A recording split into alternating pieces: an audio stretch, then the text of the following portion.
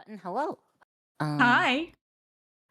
yes. Hi. Hello. I have no idea what I'm supposed to Hi. be doing at the moment. But hi, I guys. also don't know what I'm Streamer's more than doing. 10 seconds late. I don't think we're more than 10 Oh, seconds late, are we?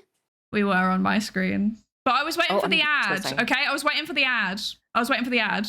The timer Oh, was okay. like slightly behind the ad, so I was waiting for that to be Handshake? done. I'm not going to make people wait and miss bits for the ad. That would be bad. Yeah. Yeah. Yeah. Okay. So, yeah. Hi. Hello, Psydere. Hi. Person I've never met before, or well, we have met, obviously, or not like obviously, but you know what I mean. Yeah. So we are doing Hags and STEM, right? Shall we introduce ourselves first? Hello, everybody. Hi. Wanted to quickly say. How has it been 6 months already? Very quickly. What was I gonna say? I've just forgotten. What was things. We might be a little bit less responsive to chat than we would normally be, because we're talking to each other, but we'll still see everything that you're saying, so be normal. Just because we're not replying doesn't mean that. I'm sorry, I just had like an Xbox theme played on my head. Wait, why are you playing an Xbox theme? No, X-Files. The aliens. What's normal? I don't know. I don't know. Yeah, no idea. But yeah, hi everybody. Hello. I apologize if I sound a bit croaky. I'm still recovering from a disease. The disease being a cold. It was nothing special. It was just a cold. But yes, hello. And hi, Finturns. Did you say that's such a cute name for them? Yeah. Finturns. We totally didn't just come up with that on the fly a few weeks ago. Never. Zero chance. I mean, mine are the Psyduckies, and that was also made up on the fly. Dude, I love Psyduck. My coworkers they're so call me good, aren't Psyduck they? sometimes. Okay, but it's legally distinct. Okay, legally distinct. Okay. There's no copyright infringement happening here. They're rabbits. Okay. Because of the I feel like do you know the illusion where it's like from one rotation it's a rabbit and the other rotation it's a duck? No, I've never. Oh wait, let me show you this. But, wait. Let me show you. I've seen like some illusions like that. But yeah, nice whale plush. Oh, there goes your whale plush. Oh, thank you. That was my son. Anyway. Sorry. You have a son? It's my son. Yes. Before we say anything else, we should introduce ourselves. Yes. I'll go ahead and go first. So hello, I'm Oriana Ora. I am a vtuber, and I make generally just like random projects, like random like STEMmy projects, I guess, for lack of a better word. I am a dolphin human hybrid, and I'm 384 years old. And that's me. Hello, I'm Psydere. I'm a psychologist vtuber, and I'm also a psychologist. Oh wow. I'm not very inventive. No, my lore is actually that I'm a magical girl. I'm a magical girl. So I'm like I'm like a tired scientist during the day, and then I do a magical girl transformation, and then I'm ready to fight misinformation, and that's why I'm got a magical girl wand, and I'm also tired. Apparently, I see. I was wondering. I wasn't gonna ask, but I was wondering. This is my permanent state. Oh, that's rough. Just slightly less tired psychologist as a magical girl. It's true. Being a magical girl gives me slightly more energy, but the eye bags never leave. They're permanent. I can't do anything about them. Also, let me know if the audio is too loud or too soft on your guys' end. For yes, either same person. Here. Yes. Same here. Please let us know if there's scuff. I hope we're okay. I don't know. First class, yeah, so, things are gonna go. I think it's going fine. I think it's fine. Maybe. If you say perhaps. So. Yeah. Okay. We have news. Inquiring minds have to know before we dive into the actual questions. What do you have for breakfast today? Okay, I have to justify myself before I say this. Yes, it's about to be something terrible. I had chocolate mousse. But so it was made out of tofu. But I can explain. So basically there was like this like chocolate mousse made out of tofu recipe that was on the Plant Slant, who is like a TikToker who makes like healthy eating related videos. And he's actually qualified to do it, and he's actually quite good. And I wanted to try it because I was like, mousse made out of beans? That's my kind of thing. Yeah, I guess that is without being, yar. Yeah. But yes, that's cool. That's cool. What did you have? Well, so I am currently snowed in. So all the food I have to have is in the fridge, and I eat pizza and frozen yogurt. Pizza's a good breakfast. Now I want pizza. Yeah, I've not had pizza in so long. Oh, really? I haven't had pizza in like an hour. I think I've not had pizza in like 3 months. Oh, okay. Yeah. So guys, the reason why I had food in the fridge was because, like, again, with the storm, I knew I wasn't going to be able to go out. So I think I'm like snowed in for the next 3 days, give or take. So yeah, I won't be able to leave. So I'm here forever. Is food in your fridge is a development? Yes, I never have it. Oh, darn it. I hope I had hoped we hadn't arrived at this point, but it seems like we'd already arrived at this point 12 minutes in. Yeah, I don't usually keep any food in my house. I usually eat 1 meal a day, and I usually only eat fast food. What's your okay. Yes. Order of thoughts. First of all, I can't judge. I have do you know about Greg's? Yes, it's a gas station where you can buy food. It's not quite a gas station. It's a bakery. So it's not like it's a bakery. Attached. Yeah, it's not like attached to a it's not attached to like a gas station or anything. It's like like in town centers. You can get them at like roadside stops sometimes, but most of them are like actually in town centers, and they have like a mixture of like baked goods, so like pastries and cakes and stuff like that, and then they also have like sandwiches and things that you can just take away. Yeah, it's kind of closer to Tim Hortons or Dunkin' Donuts. I agree, but it's like very British. It's very, very British. Yes. Nice. Yeah. But I have a problem with Greg's, and I've been trying to cut down, and I'm doing okay at cutting down a little bit. But there was a point in my life where I was going to Greg's like I would be basically every time I left the house I would go to Greg's. So, I'm controlling myself a bit better, I think. I see. Yeah, in college I went to McDonald's for 3 years straight every day. Wow. I ordered the same thing too. Okay. What was the order? This is important. This is important to know. Hi, could I please get a large iced coffee, a sausage biscuit, and a hash brown, please? Okay, that's not a bad order. I'll see you at the window. Okay, that's fine. That's not a bad order. That's fine. Yeah, but that was when I was in college, and then how are you not like a ton? I'm not a ton, actually, surprisingly. But if I'm eating there for like an entire day, I get 2 sausage McMuffins with egg and cheese, 2 hash browns, a large vanilla iced coffee, and a oatmeal. And that's all the food I eat in a day. That's not too bad. That's all the food you eat. Oh, dude, you should see the macros. It's like pretty good. It's like 1,880 calories, and the macros on it are actually fine. Like the sodium's barely above, like it's 101% or something. Okay, that's not too bad then. Because like when people say like I go to McDonald's every day, sometimes it's like I get an extra large like double Big Mac meal and like everything, like all of the bad things basically, and it's like 4,000 calories, and I'm like, oh lord, that's scary. That's like a relatively balanced McDonald's order, I think. This is not too bad.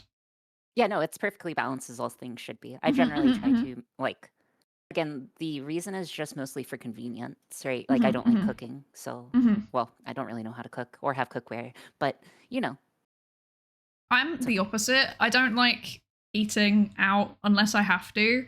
Oh, really? Mostly because because I have like a food allergy. So there's only certain places I can go Oh. where I'm Do you have, like, like not celiacs? scared of death. No, it's Well, like a no, you cow's can't have milk celiacs if you allergy. eat it. Oh, Yeah. okay. That's fine. Yeah, it's fine though. It's fine. But sometimes I No, do I did like not. go somewhere and then I'm like, I'm Mhm. fearing I like sometimes I'm like I look at something and I'm like, I want to eat that, and then I have the fear of death put into me and then I don't.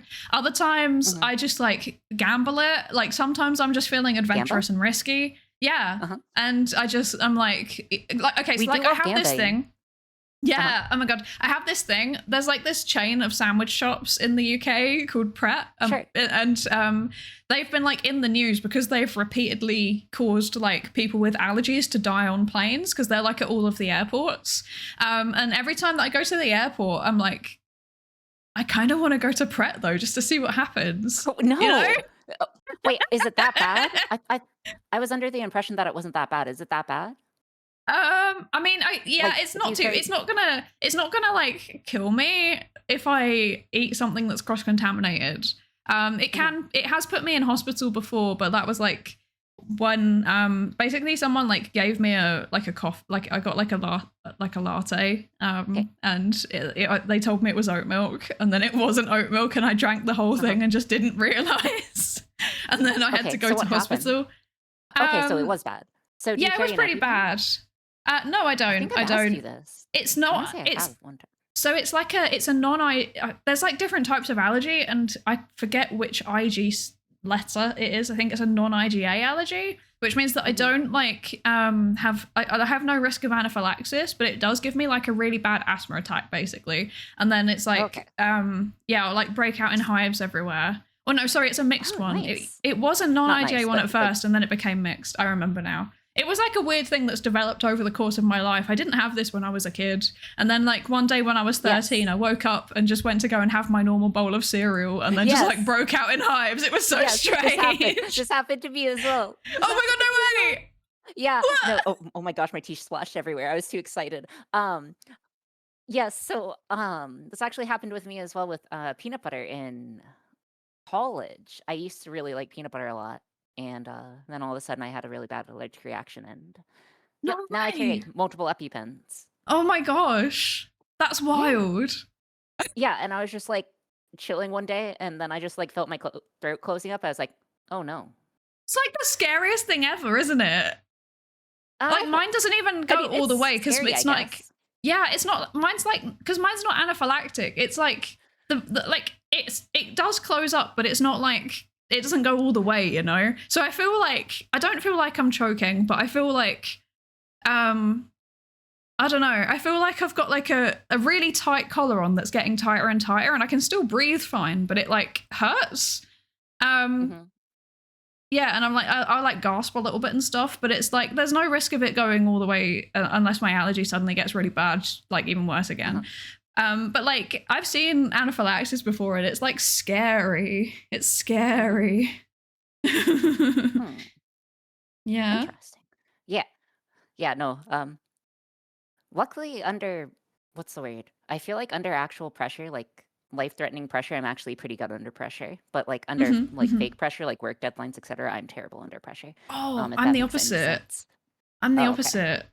We need to team up so that I can use your Yeah, power because I'm like fine with like long term pressure and like deadline pressure and stuff. But like sure. the second that something actually serious happens, I just like shut down. I'm like a fawn response person. I'm just like Hmm. Yeah. No, that's super fair. I don't know.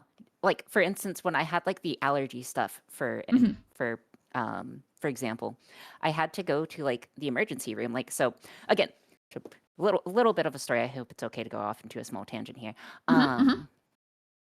So I wanted to eat healthier, and I was like, "Man, I'm gonna start eating healthier. I'm not gonna eat McDonald's every day. I'm gonna start working out more. I do work out like quite often, but I'm gonna start working out more." So I got like protein bars, and they had no peanuts in them, but they had cashews. And I was like, oh, I'm not allergic to cashews. So I eat them, and like immediately I feel my throat start to swell up, and then my mouth as well, like my lips start to swell, etc. And I'm like, this isn't too good.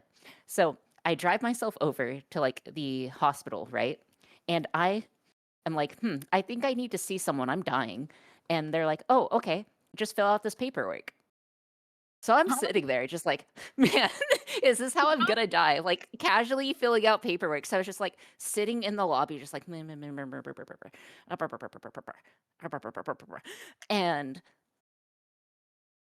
I'm just like, oh, this is how I'm gonna die. I'm just gonna die in the lobby of a room. It's wild. But, I was perfectly calm the entire time. But like after, it was a bit worse, but it was something to be certain of. That's so wacky. I can't believe they made you just fill out all of the paperwork. Like nothing's happening. Then okay, this is kind of messed up. Dude, okay, so I'm still like actively in anaphylactic shock, okay? And the first thing that I get asked is, "Are you pregnant?" Like the first thing. Like, can you just like give me an EpiPen? Like, please, so I don't die? Oh So my I'm just like lord. waiting, just like oh my gosh. And the lady was so neat. She was not happy with me. Because I said she like stared at me like I was the dumbest person in the universe for eating something that I was allergic to without knowing I was allergic to it. So, yep, that's my story. That's my TED Talk. Thanks for coming to my TED Talk. I'm going to fight them. I'm going to personally find them, and I'm going to fight them. Well, I didn't die, so that's at least okay, right? Yeah, but like, come on. It shouldn't be that much of a risk. I'm gonna personally like go and I mean it. I'm gonna go and find this hospital, and I'm gonna. I'm not saying. No. And I'm yes, not I do saying. Devilkin. Never mind. Yeah.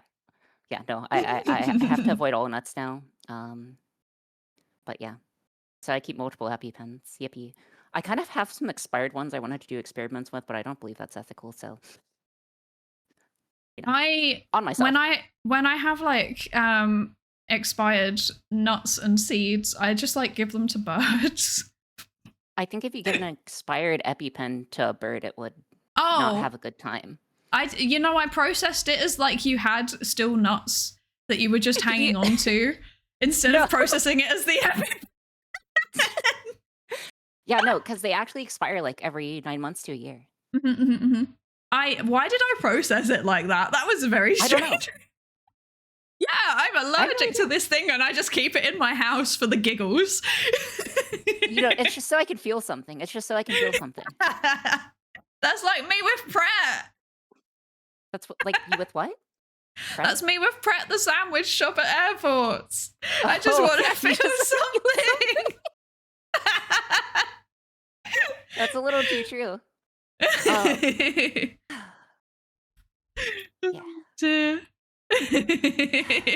That's okay. That's perfectly okay. It's okay. The EpiPens are like $250 each, give or take. Oh my goodness. I'm sitting here in my privileged European socialized healthcare bubble. I'm sorry. No, it's okay. I mean, we pay differences, right? Like, in theory, I could be seen instantaneously for like non-emergency stuff while you might have to wait on the list, for instance. But it'll be covered. You can be seen instantly, but they make you fill out all the paperwork. Oh, I see. Okay, so it's just strictly better. Okay, that's fair.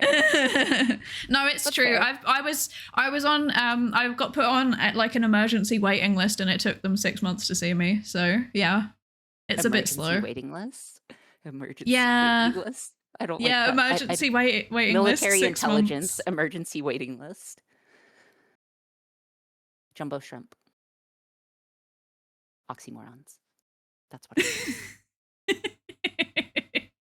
Apologies. I have a mild case of severe brain damage, though I've said this before. Are you okay? No, I'm not okay.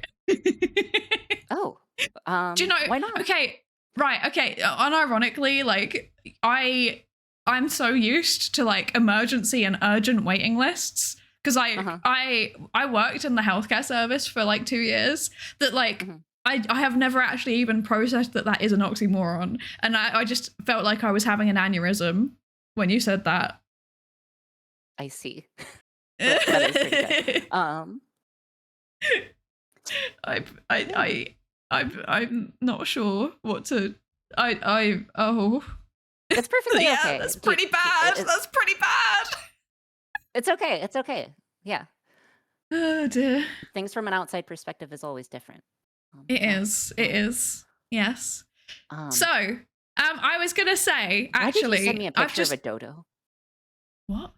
That's not a dodo. You sent me a picture of a dodo with no It's context. not a dodo. It's the rabbit. It's the rabbit duck illusion. If you look at it from one direction, if it looks like a duck, and if you look at it from another direction, then not direction, but like if you perceive it, I can see it. Maybe that's what the Psydere should be, is a dodo. No, that's rude. That's okay. That's okay.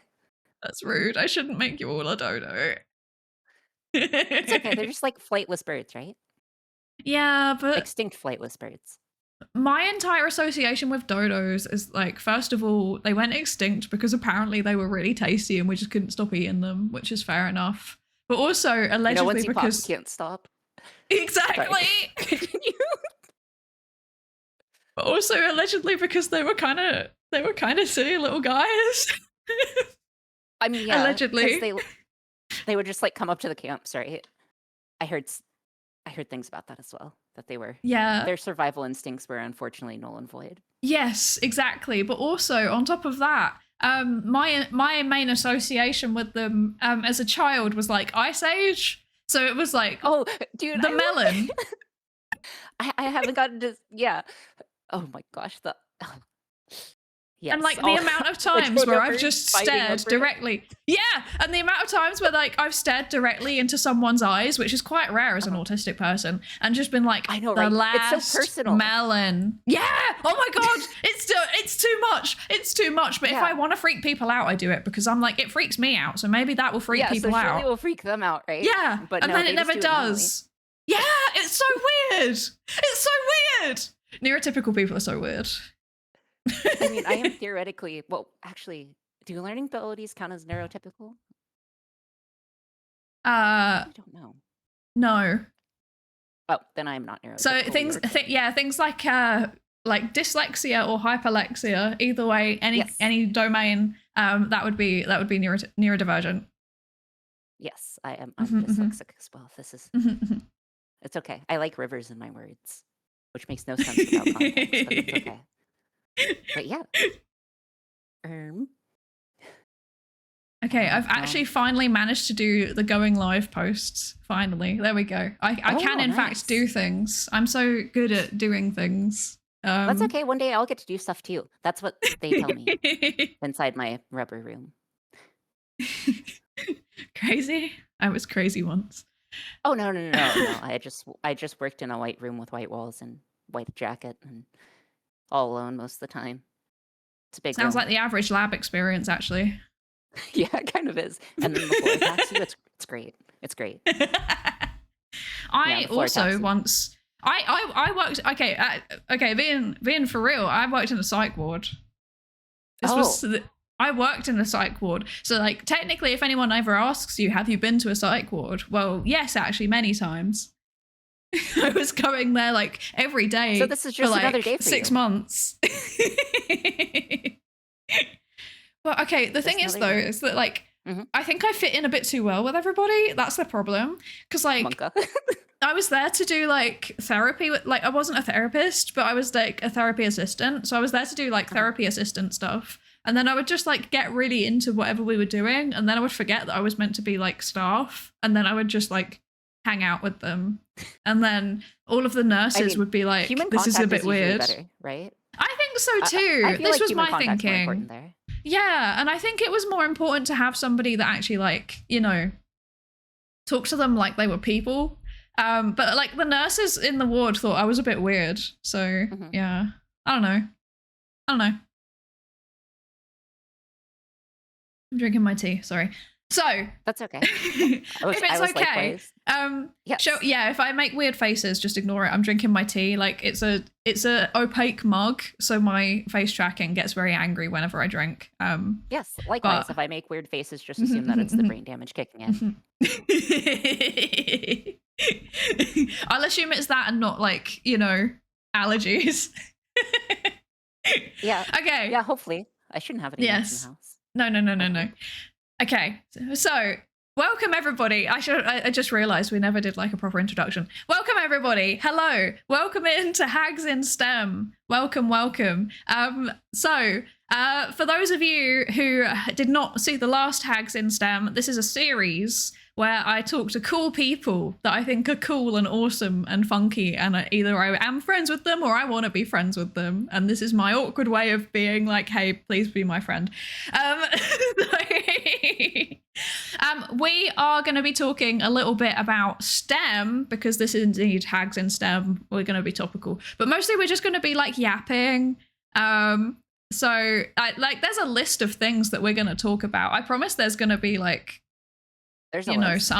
There's a list somewhere deep in my PC archives or something. But yeah, we'll see. We're just yapping. And also I'm in a silly mood today. So again, what do you mean by silly mood? Just like off topic-y mood? Overly energetic. I'm overly energetic. It's a mixture of like, is it though? There's a difference between being overly energetic and frenetic, I suppose. Possibly both. Yeah.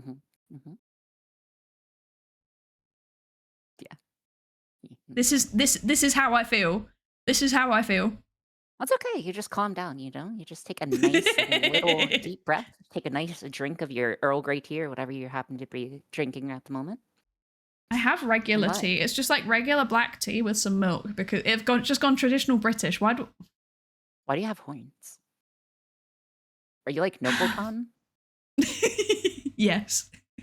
Oh, okay. Because one of the most so basically one of the ways that people mispronounce my name is Psydere. Oh. Yeah, I could go for some cider right now. That's a merch opportunity, I think, and I keep wanting to act on it, but I don't know any brewers. Please stop typing cider, because it makes them stay for longer. Don't do that. Wait, does it actually? Yeah, it's like times 20 if I type in chat. Oh, it's automated. I see. Yeah. I see. Yeah, Sullivan is them too. I'm sorry. If Sullivan keeps appearing, it's them. If I keep looking tired, it's them. None of this is me. I'm sorry. Okay, they get to choose if you're tired or not. Oh my gosh. Okay. Yeah, because you're not looking tired at the moment. Okay. I can also look tired. Like I can do this. Like I can look tired if I want to. You were like tired. At the default, you were tired. Yeah. Like at the default for me, I don't have my glasses toggled on, but yeah. What the heck? There. Hello. Hi, Raiders. Welcome in. Hi, Perry. Carrie, well, thank you so much for the raid. Oh, my goodness. Welcome in, everybody. Hi. Yeah, hello, Raiders. Hi. Yeah. Everybody, if you don't know Perry, please go check her out. She does really, really cool, funnily enough, engineering projects. Well, they're kind of like halfway between engineering and... Yeah, kind of like halfway between engineering and like neuroscience-y psychology stuff. So a lot of stuff around like controlling games with like EEG and stuff like that. It's really, really cool. Oh, okay. Like go check her out. Yeah. But hi everybody. My name's Psydere. I'm a research psychologist in real life, and I also do science content. Yeah, we like read journal articles about psychology on the weekends and amongst other things. And this is Ori. Please introduce yourself, Ori. Hi, I'm Oriana. I'm a tech, I guess tech VTuber is the best way to do it. I make random inventions on stream. So I also do stuff sometimes with electrical impulses. Like I did the Ratatouille project where chat got to control my arms through TENS units, and we made fried rice. So yeah, that's the type of stuff that we do. Yeah. It's very, very fun. It's very fun. But yeah, Perry, thank you so much for the raid. Welcome in. I saw what you were doing. You were playing a dating sim with eye tracking. I was actually lurking in the great. stream for a little while before I started streaming. Yeah, it was really good. Yeah, it's like the flashback. Basically, it was like every time there was like every time there was a certain eye tracking went to a certain place. If you catch my drift, it was like a flashbang. It was really funny. What type of place? I'm a say so streamer, so I'm not gonna say. Oh, okay. Sure. Yeah, I'm afraid to do like eye tracking stuff because then people will see that I'm never looking at the screen and I'm just kind of like always like, oh my god, my eyes are always wandering. Yeah. Totally. I feel that so much. Like I think it kind of gives it away with the VTuber model though, to be fair. But like when I'm thinking, my eyes go like this. Whether I can't control it. They just go this way. No, like even when I'm talking in real life, sometimes they go that way. Like kind of like bottom left or top right. It's one of the two, depending on how I feel and what kind of thinking I'm doing. It's terrible. Yes. But that sounds very normal for a VTuber. I don't believe in eye contact. I think it's a fake concept. Eye contact is like more intimate than like almost anything in my opinion, but like that's neither here nor there. I agree. It's like I feel like that's locking the most respect you can toes. give a person. No, that's no. No. No, it is. No. That's how it feels to me. It feels like someone's locking toes with me. No. No, I feel like that's giving like the maximum respect that you can to that individual. At least I lock toes to assert dominance though. Good for you. Okay, so we aren't gonna make eye contact if we ever meet. Got it. At least it's expected. Yeah, if you say so. If you say so. Yep. Apparently you're supposed to look when they're talking and not when you are, but then sometimes they look when they're talking and then I don't know what to do. That's such a mood. I just don't know what to do, full stop. I never know what's going on. Like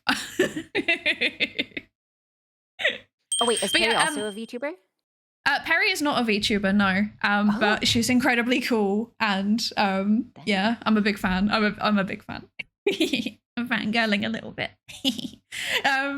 But yeah, Perry, if you need to, get away from the PC, stand up, stretch your legs, etc., get a drink and some food and stuff, please do. It's important to do self-care after you've been streaming. Yeah, it is. Thank you. Really appreciate it. Yes. Also, thank you all for the follows as well. I really appreciate that as well. Gracefully Insane, Toad DA, and Bruce Sky. Thank you. Are you okay? Yeah, sorry, I was just muting very quickly to thank people who are following. Oh, okay. I'm not okay. Wait, how does one even do that? Oh, you just click the mute button in Discord. Wow. Very powerful. I don't know how to do that, but professional streamer who did follow. I appreciate it so much. I hope you have a good time here. Okay. Anywho, so where should we start? I guess we've been going through a bit, but where should we start? Like the actual questions, I suppose. So I want to know about streaming first, if that's okay. I want to know about your streaming. Because I think this is also a very good time to kind of explain a bit more about what you do, because you've mentioned your projects there. Can you tell me more about your projects? Oh man, is this like an interview? Hold on, let me grab my notebooks. It's a job interview. I have like 5 different notebooks that I have stuff like. There's a coding exercise, by the way. So I'm gonna head out. No, I'm kidding. No, I'm not going to show you guys my CV, unfortunately. So you were saying the projects are VTubing stuff. What was the question specifically? So what kind of projects do you do? Oh, yes. So I mainly do electronics, almost entirely electronics. I primarily use the ESP32 or ESP8266. I pretty much do whatever I want within reason. Like, hold on, maybe one of my books should have every project that I've done in it. Apologies. I'm flipping through books. We're flipping through books. Here we go. So I've made like a custom M&M dispenser, chat-controlled Nerf gun. We made bio-controlled Wolverine claws. like you were able to like flex and then they would actually come out. We made a brain rot detector, which went brain rotty and shocked me. We made smell-o-vision. We made a doll that cries if you don't shake it because I thought that would be funny. We tried to make a rail gun. We ended up making a mail gun. We made a magical spell book. What? Okay, mail gun became a rail gun became a mail gun? Yes. Okay. Hear me out. Okay. So hear me out. Okay. So I was like really wanting to make a railgun because I thought that would be cool. So agree. I got like the magnets and the rails and stuff to put together to fire a like ball bearing as fast as it could, right? So like standard stuff, right? But then I ran into issues, okay? So I ran into like massive issues with like the integration of it because both magnets and electricity is kind of a fickle mistress. So unfortunately, I kind of had to pivot. And because I couldn't make a railgun, I instead made a mail gun as an MAIL. So it fired mail instead. And I got it to fire mail. Incredible. Yeah, it was technically a coil gun, I believe. It's not technically a railgun, it's technically a coil gun, but yeah. I did see someone asking, what is ESP? What is that? Oh, so ESP is just like a microcontroller. So think of a little dev kit that you give like people in like high school, college, even in like real world, people use like development kits to produce various different things. So you can like drive different sensors or motors or anything really, like heart rate monitors. You can drive tens units with microcontrollers if you're brave enough, pistons, that type of stuff. I see. So it's basically like, is it like easier to use than other things? Is it like yes, kind of like a testing ground type of thing? Yes, that's actually a perfect way of putting it. It is the testing ground. It is the test bed of stuff that you have. It has predefined outputs, so you know what you have access to. You don't have to write custom software or something called firmware in order to control it. It's just able to plug and play pretty much. Or it's much more approachable. It is still like something you have to learn, but it's not too bad at all. And am I right in thinking that like firmware is basically like what controls the actual electronics components bits themselves? Yes, so firmware it's kind of along those lines. It can be. So there's something that is like programmable logic essentially. So inside of a like nicer board with an FPGA, for instance, you can actually make anything you want inside of it. So think of it as like inside of that FPGA, you have a giant thing of Legos, and you are able to construct whatever you can out of that amount of Legos.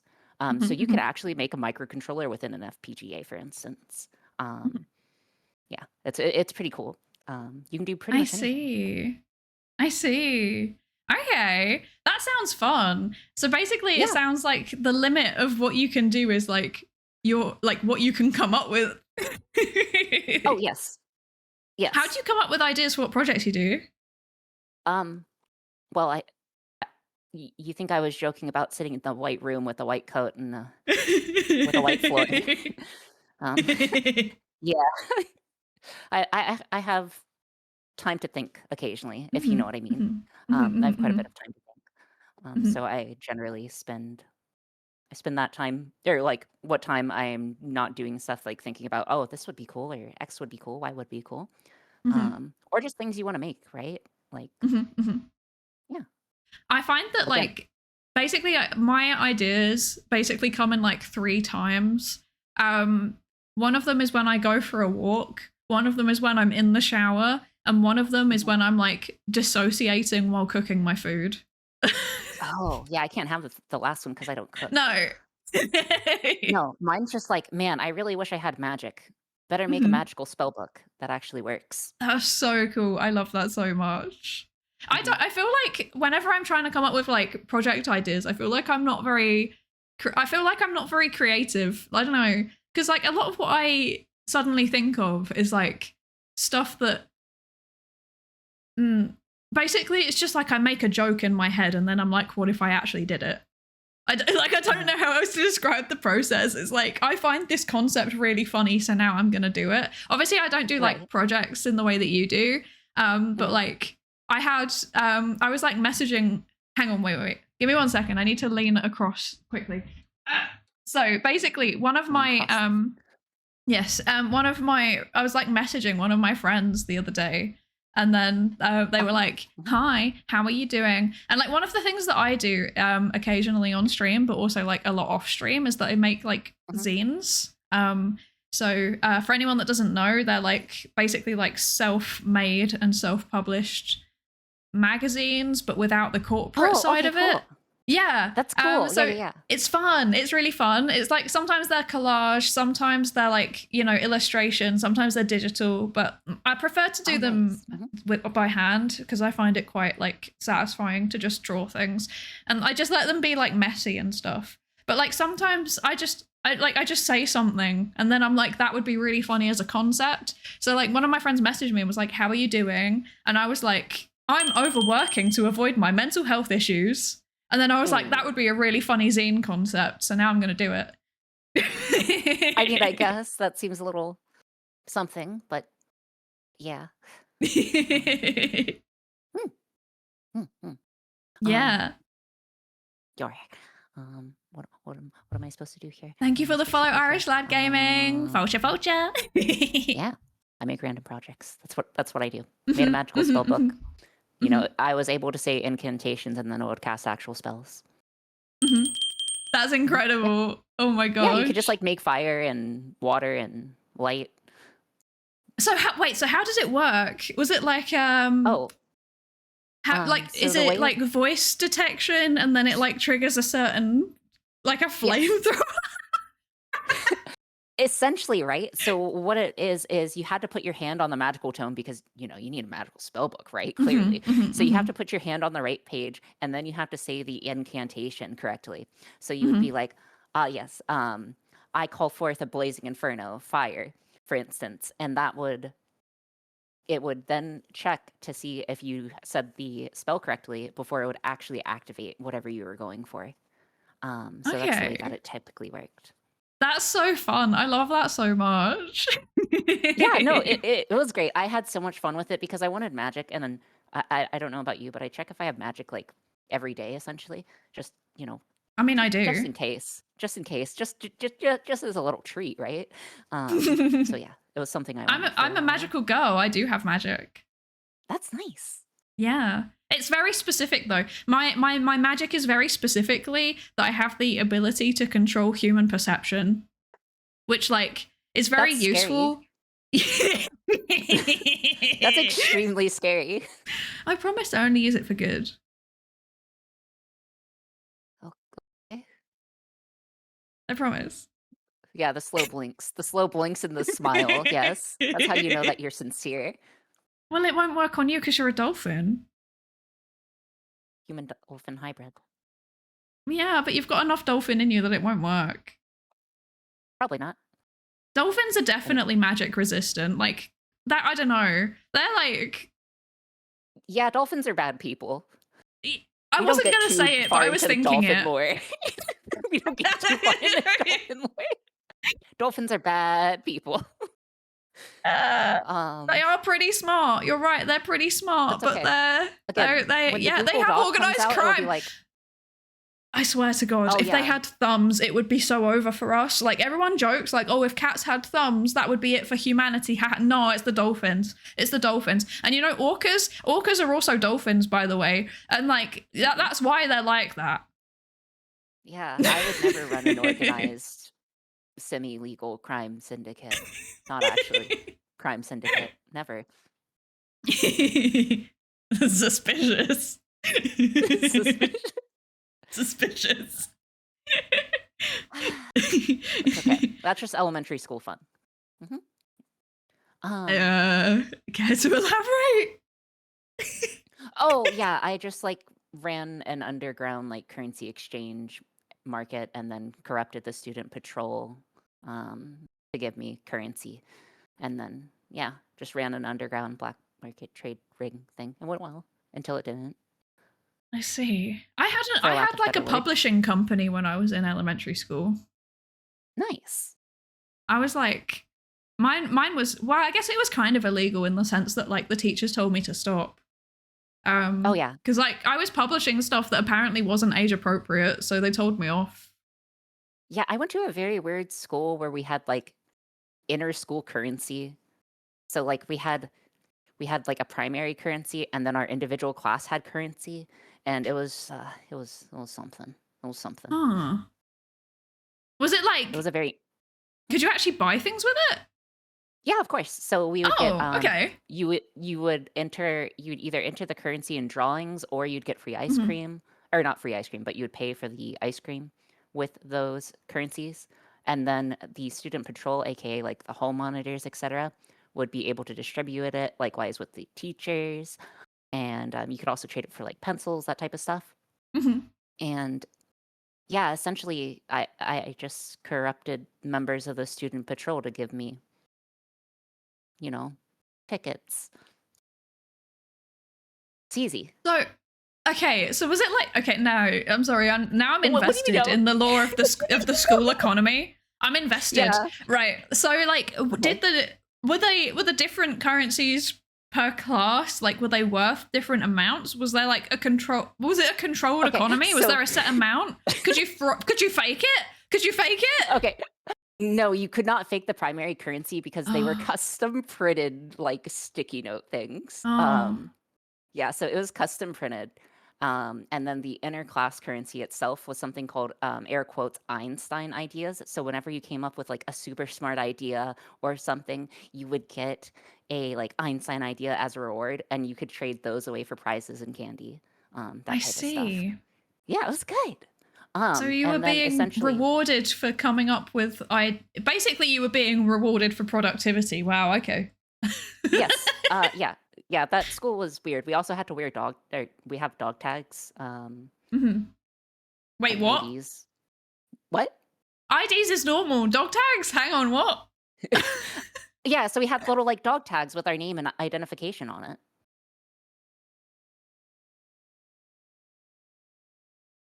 What? I'm trying to process this. I'm trying to process this. I'm like stun locked. I don't know how to process the fact that you had to wear dog tags. Well, like we didn't wear them all the time, but we had them. Like we wore them most of the time. Okay. But like, yeah. And then you had to like, carry around identification. You had like your library card, you had your school lunch card, you had your dog tag, that type of stuff. Dude, the school I went to was like super cool. It had its own like weather station, like its own live radar. That was cool. Oh my god. Yeah, no, mine has an observatory. It had a rock climbing wall. Had like tons of stuff. It had its own like water system, cistern, that type of stuff. Solar power, of course. It was very cool.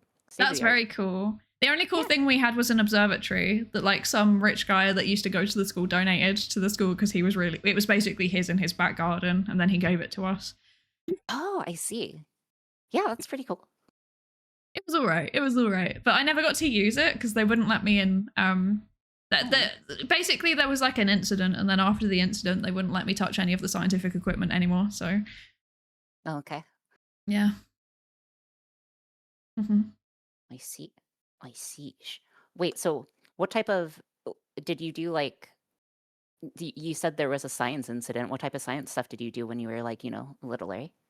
Well, this was at my high school actually. The telescope was at my high school. My primary school was terrible actually. It was really bad. Oh yeah. It was like in the middle of like a social housing estate. And they didn't expect anything of us. And then basically we had like this standardized testing thing that everybody in the local area had to do.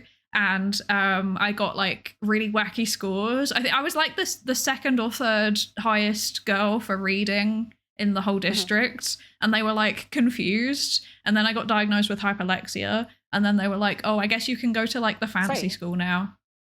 Hyperlexia? Yeah, it's like the opposite of dyslexia. I read but like I read really, really well, but also sometimes I read too fast and then I don't actually process it. Oh, I see. Yeah, but like it's very weird because I'm good at reading, but I'm bad at like anything else. So like That's I okay. just At least you're expect good too at hard into something. one thing. I wish I could read.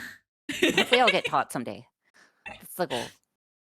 Yeah, but you can make stuff. That's way more useful. Reading is fine. Reading is fine, but like I'm like a zillennial. So like none of my friends like really, apart from like one, none of my friends read anymore. So I'm like, this is now a outdated thing. It's useful for a chat though. Yeah, being 380, you kind of like learn primarily off of like written text. You know, the printing press just came into like view and stuff, so you know, wasn't around too much. Ask about the orange hippo. No, don't ask about the orange hippo. Well, now I have to. So, the orange hippo. So, I wanted to make a project. Right? And I wanted to play Hungry Hungry Hippo with Twitch chat. So, we spent like a week and a half, I believe, trying to get it to work. And we ran into like every problem under the sun to get it to work. So like to actually actuate the hippos, we ended up like tying like paracord on the end of stepper motors and had the stepper motors like repeatedly like go back and forth in order to make the hippo. Wait, do you know what Hungry Hungry Hippos is before? Yeah. Okay. It's the game, not board game, but kind of board game where it's like plastic hippos and they go nom nom nom nom. Yeah. Yeah, it's just like elementary school. Eat the marbles is a much more actually coherent description rather than the hippos go nom nom nom nom. That's yeah. So we were doing that, and the problem was we essentially ran into an issue, like the end crux of the issue. Like we had to get different stepper motors, which took time. We had to like update like the design multiple times, and then ultimately the project kind of failed because of the benchtop power supply that I was using was not able to power the entire system across. So I was like very McDone, if you know what I mean. I was very done with it. So I may have taken my ratcheting pipe cutters and cut the hippo in half. I mean, it's fine. He's not sentient, probably. We don't know for certain, but probably not. It's okay. The evidence points towards body it. as a trophy. And I have his book in a book of grudges. That's so fun. I have an entry in my book of grudges for him. I'm not in the book of grudges, am I? No. Okay, good. Yeah, I literally keep a book of... Yeah. The book of grudges sounds threatening, I'm not gonna lie. Yeah, it's actually a like Warhammer reference thingy, but like yeah, I have a book where I like notate down things that have wronged me and how. So Sullivan will not end up in the book of grudges because he will never do anything wrong. This is Sullivan. Did I say? Yeah, Sullivan. He's a Sullivan. Yeah, he's a sperm whale. Is he a blue whale? Okay. He's a sperm whale. Yeah. Okay. Yeah. Cool. He's a good boy. He's very chill. Because sperm whales in general are very chill, I believe. Nice. And he just likes to make loud clicking noises sometimes, but that's the worst thing he does. He's a good boy. Nice. Can you communicate with him?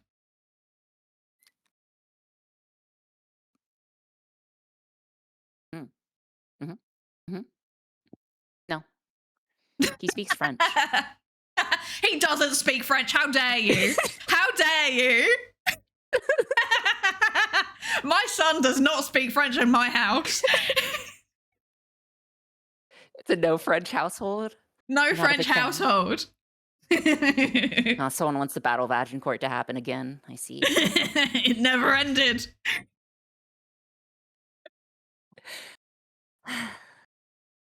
Oh. I just realized I didn't tell you about my science incident. Oh my gosh. What the heck? Oh my goodness. Hello, everybody. Hi. Hello. Hi, Churchy. Hi, Raiders. Welcome in, One Pals. Hi.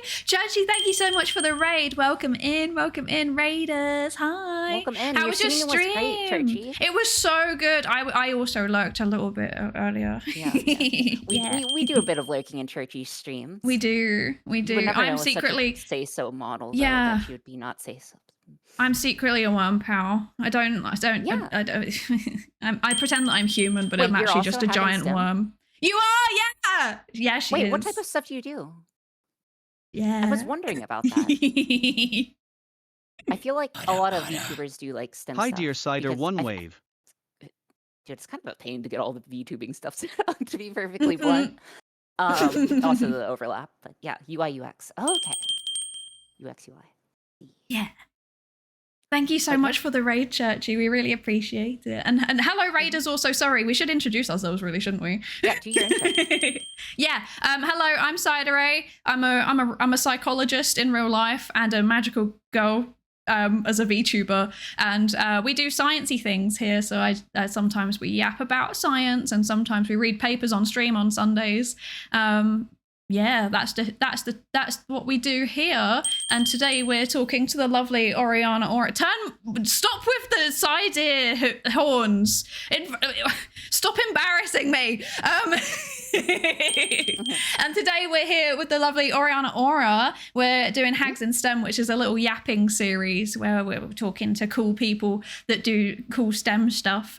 Ori, would you like to introduce yourself? Yes, so I'm Oriana Aura. I'm a VTuber hybrid, human-dolphin hybrid.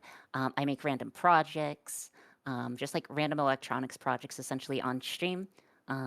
So I do like a bunch of random stuff, like I made a magical spell book that actually makes like fire. We did Ratatouille, Never Again, and yeah, like other stuff. So yeah, that's the general vibe that I try to go for. Yeah, I was just about to tell everybody about my my chemical lab incident, which is this is incredible timing, actually. Oh, perfect. Oh God. So basically, the incident, TM, was that I might have accidentally caused a chlorine gas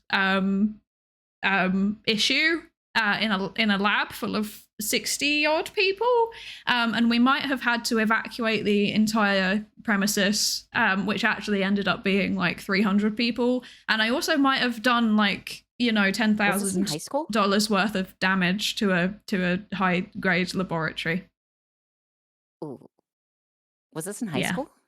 Yeah, basically I did like chemistry, basically in the UK we have like GCSEs, which are 16 to 8, they're 14 to 16, and then we have A levels that are 16 to 18. And when you do A levels, it's basically like you choose 4 subjects or 3 subjects, and then it's like basically the first year of university specializing in them. So I guess it's kind of equivalent to like what first year of college is meant to be in the US, where it's like you try a bunch of things and then decide what you want to specialize in. Because our university system is like much more locked in. Like once you decide something, you like when you go to university, you specialize heavily in that thing straight away. My school decided that it would be a good idea for our practical exam in chemistry A level to go to a university laboratory, because, you know, that way we have more equipment to use and we can do more interesting things. And so, yeah, we went to this lab and we were doing this experiment. I think it was some kind of like, I want to say it was some kind of like distillation experiment, but it involved hydrochloric acid. And we had special preparations made up that was a lot weaker than what they normally used in this lab. Because like it was a small campus, so it wasn't just a teaching lab. It was like a teaching lab and a research lab. They used it for both. So they had like really, really strong like hydrochloric acid as default. I think it was like, the 20 mole. Or whatever. Yeah, it was like 20 mole. Oh my gosh, we're going back to chemistry. Yeah, it was strong. It was very strong. And then it's they'd made up like a really weak version. I think it was like not really weak, but like weak enough that high school students wouldn't cause a problem. and it was like 0.2 mole, I think. And I apparently, despite being like hyperlexic, I can't read.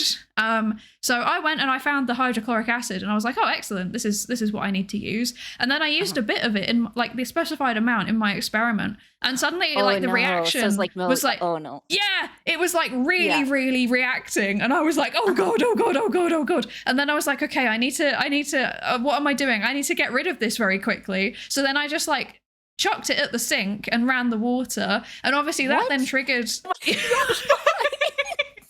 and that then like triggered the like reaction between the water and the hydrochloric acid, and it converted into chlorine gas, and then it like moved up in this like massive explosion, and it like flooded the lab with this chlorine gas, and it like really hurt my eyes and my throat, so I like ran away from it, and then all the alarms started going off, and we all had to evacuate. Yeah, and then it like apparently they hadn't set up the ventilation system to be like ready for that kind of level of incident, so they actually had to evacuate the entire building because it started seeping through the like ventilation system. So it was like 300, so it was like 300 people had to be evacuated, and it turns out that I also like I wasn't meant to put it down the sink, so I'd like melted the pipes, and also like some of the equipment that I was using, and like a bunch of stuff had like smashed, and like that also one of the fume hood that I was using was like massively, something went wrong with it because of what I'd done, because it wasn't designed for that level of reaction. Yeah, it was like one of the really basic teaching style ones. I don't know exactly what happened, but it just wasn't working. Are, like, built into the wall that have like the screens that go up and down. Oh, it wasn't even like built into the wall. It was just like a standalone unit.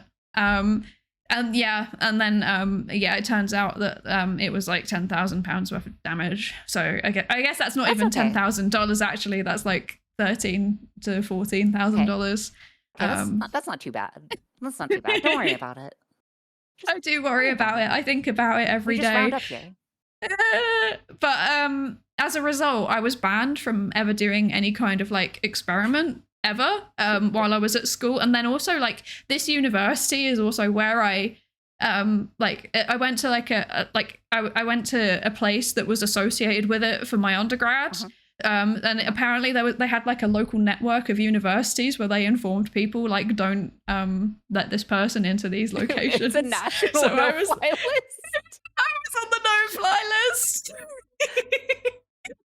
So yeah, I was like banned from the chemistry department and also the physics department in my actual university. But then they let me off with the physics one because they were like, well, there's only like a thing that like shoots stuff really, really fast. So you probably wouldn't damage that if you got near it, but we won't let you near it anyway. So I just wasn't allowed into lab environments anymore, basically. Yeah. Yeah, particles go vroom. Yeah. If you didn't. Yeah, I got blacklisted. It was terrible. Yeah, that's okay. That's okay. Don't worry about it. Yeah, I do worry about it. I think about it on a daily basis. Oh, really? I'm meant to be a scientist. I'm trying to think if I ever have broken more in equipment than that, but I honestly don't know off the top of my head. I think the answer is no. I know coworkers that have broke like things that are 10 times that, but like not myself, luckily yet. Yeah, that's yeah. Kind of staring off into the void. Are you dissociating just a little? Just a little bit. Just a little bit. So yeah, that's the story of how I got banned.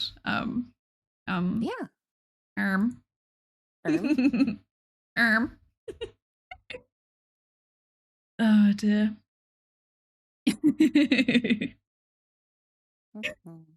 Maybe one day I will be a functional scientist that's allowed to like do things, but I know for a fact I'm also banned from some of my friends' labs. I could do it. It's very tempting. That's what I do. I'm just gonna buy 20 mole hydrochloric acid. What could go wrong? Oh well, you can just Don't do that. synthesize it, right? I mean, I can, and I probably like if I tried, I could. Like, but whether I should, you probably have to synthesize it. No, you should not be doing that. That's illegal. Well, actually, it's not illegal, but like it's not illegal. But given my track record, Yeah, there's actually a brief period in time where I was doing chemical engineering, so I have Oh, unfortunate really? experience with that type of stuff. Yeah. Yeah. Mm-hmm, Not mm-hmm. not as much though. We didn't Mm-hmm. luckily. Yeah. Yeah. Hmm.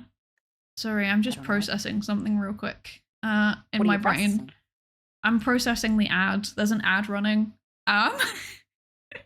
Perceive it. Yes. Perceive the ad. It can't hurt you. Yes. Except for the times that it does. It does And hear that's me, okay. I think. Oh no, I it have doesn't. all of my tracking, all of the tracking that I could possibly have turned off. I have all of it turned off. And yet I still get adverts for things that are like vaguely in line with things that I haven't Googled and yet I have spoken about. And that makes me nervous. Oh, I wouldn't be too nervous about it. It makes me nervous. I don't like being perceived. How can I make you more nervous? Give me some hydrochloric acid. Maybe. See, if I now start getting ads for like hydrochloric acid, that would be wild. If I keep saying it, it might tell me how to source it. You can buy it off Amazon. Can you? I don't know if you can here. You should be able to, as long as it's in a certain quantity. Or you could buy it from like Fisher Scientific or Flynn. Wow. Right This is exciting. Put it on my throne. Don't put it on my throne. That's a terrible idea. That's a terrible idea.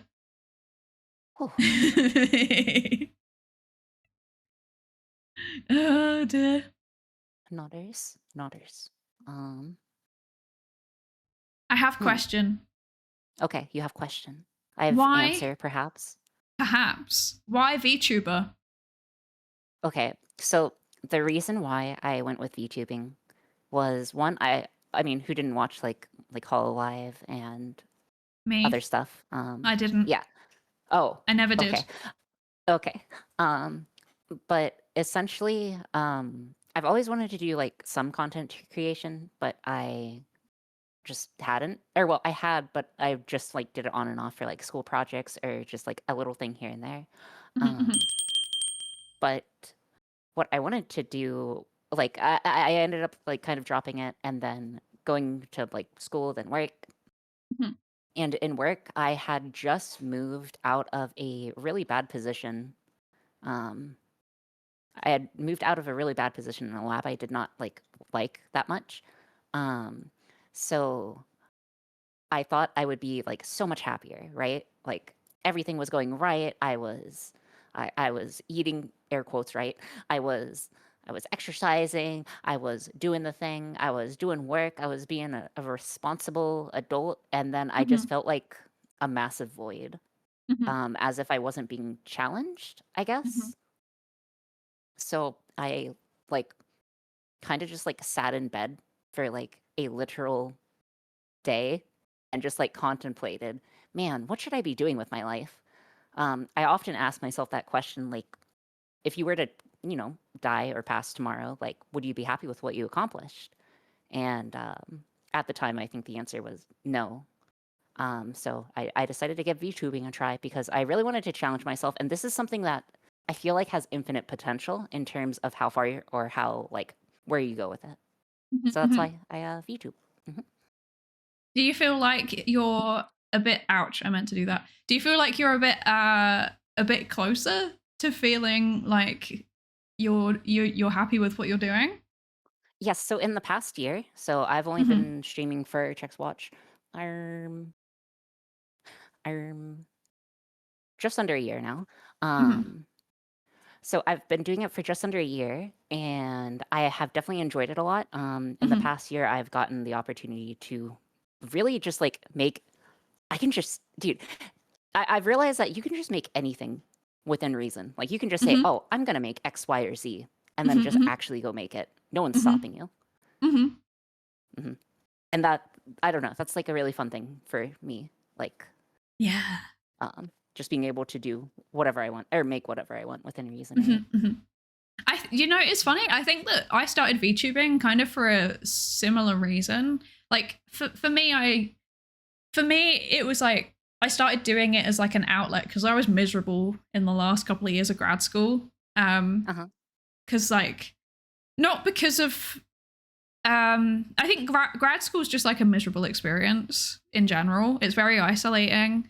You're like working on something that you cared about at the beginning, but there's a strong chance that you don't care about it by year 3 or 4 or 5. Yeah, I was like feeling really, really burnt out, and then I'd had like a separate. It wasn't part of my PhD, but like a project that I cared about really, really deeply was like going wrong. What's grad school? Yeah. It's like so basically I have a PhD. So yeah, PhD. I was like part of the Dr. Psydere. Yes, Dr. Derry. Thank you very much. Dr. Derry. Dr. Dear. But yeah, no. But yeah, I was like part of this project that like I was really excited about it, and I thought it was really cool, and I thought the people that I was working with were really cool, and like we got like it was like an academic kind of thing, so we got like a grant, and it was one of those things where like sometimes if you get money to do something, then people start acting weird, if that makes sense. Oh yes. Okay. Yes. So people will hoard work or something along those lines. It was basically like I think one of the people in charge of it kind of realized that they didn't have as much control over it as they wanted to, and then they started micromanaging really, really heavily. And then I don't deal very well with micromanaging because I have a little bit of mild demand avoidance. So like when people tell me to do something, it makes me not want to do it. Oh, okay. And like I was the PI on the grant. Sorry? Oh, I said you should eat unhealthily and get no sleep. The sleep thing is so real. I have so many friends that tell me like you need to go to sleep, you need sleep, and then I'm like, now I'm not tired. Yeah, that's not too healthy. No, it's not great. It's not great. But yeah, so like they were starting to micromanage me really aggressively, and then like I was the PI, so like that meant that like I was the person that was meant to be in charge of this grant. So I was like named as the PI and the project manager on it. So I was in charge of like writing the grant, getting the grant, and then distributing it and making the work happen, basically. And then they didn't like the way that I was doing it and started like, that started being a whole problem as well. And it just kind of all collapsed. So I started VTubing kind of like before things completely collapsed, but when they started going downhill.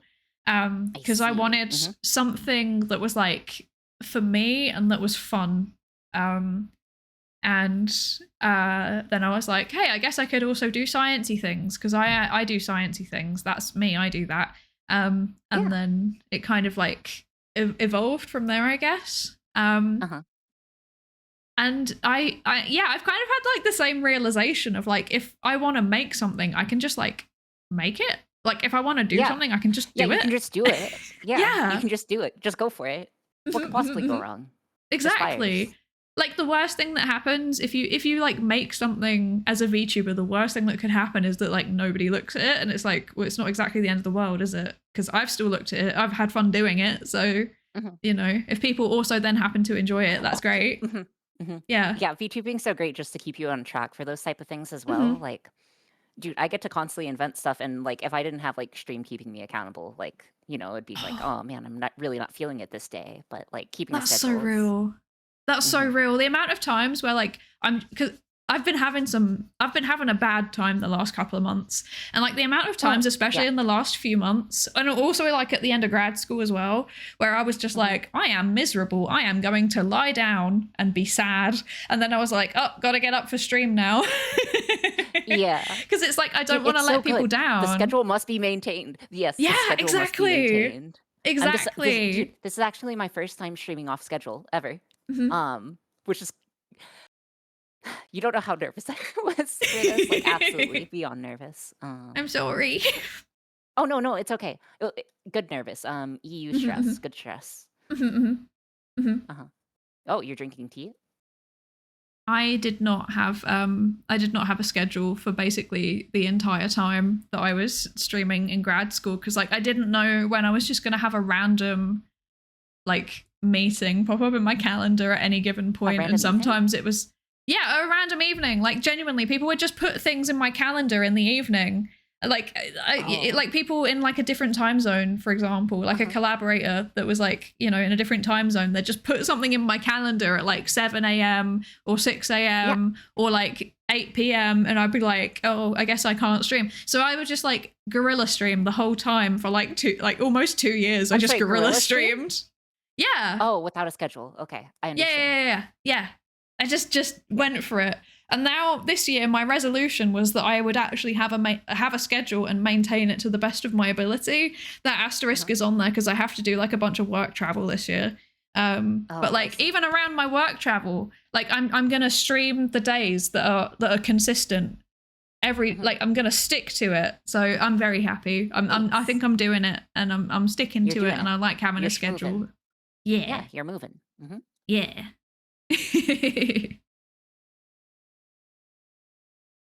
Yeah.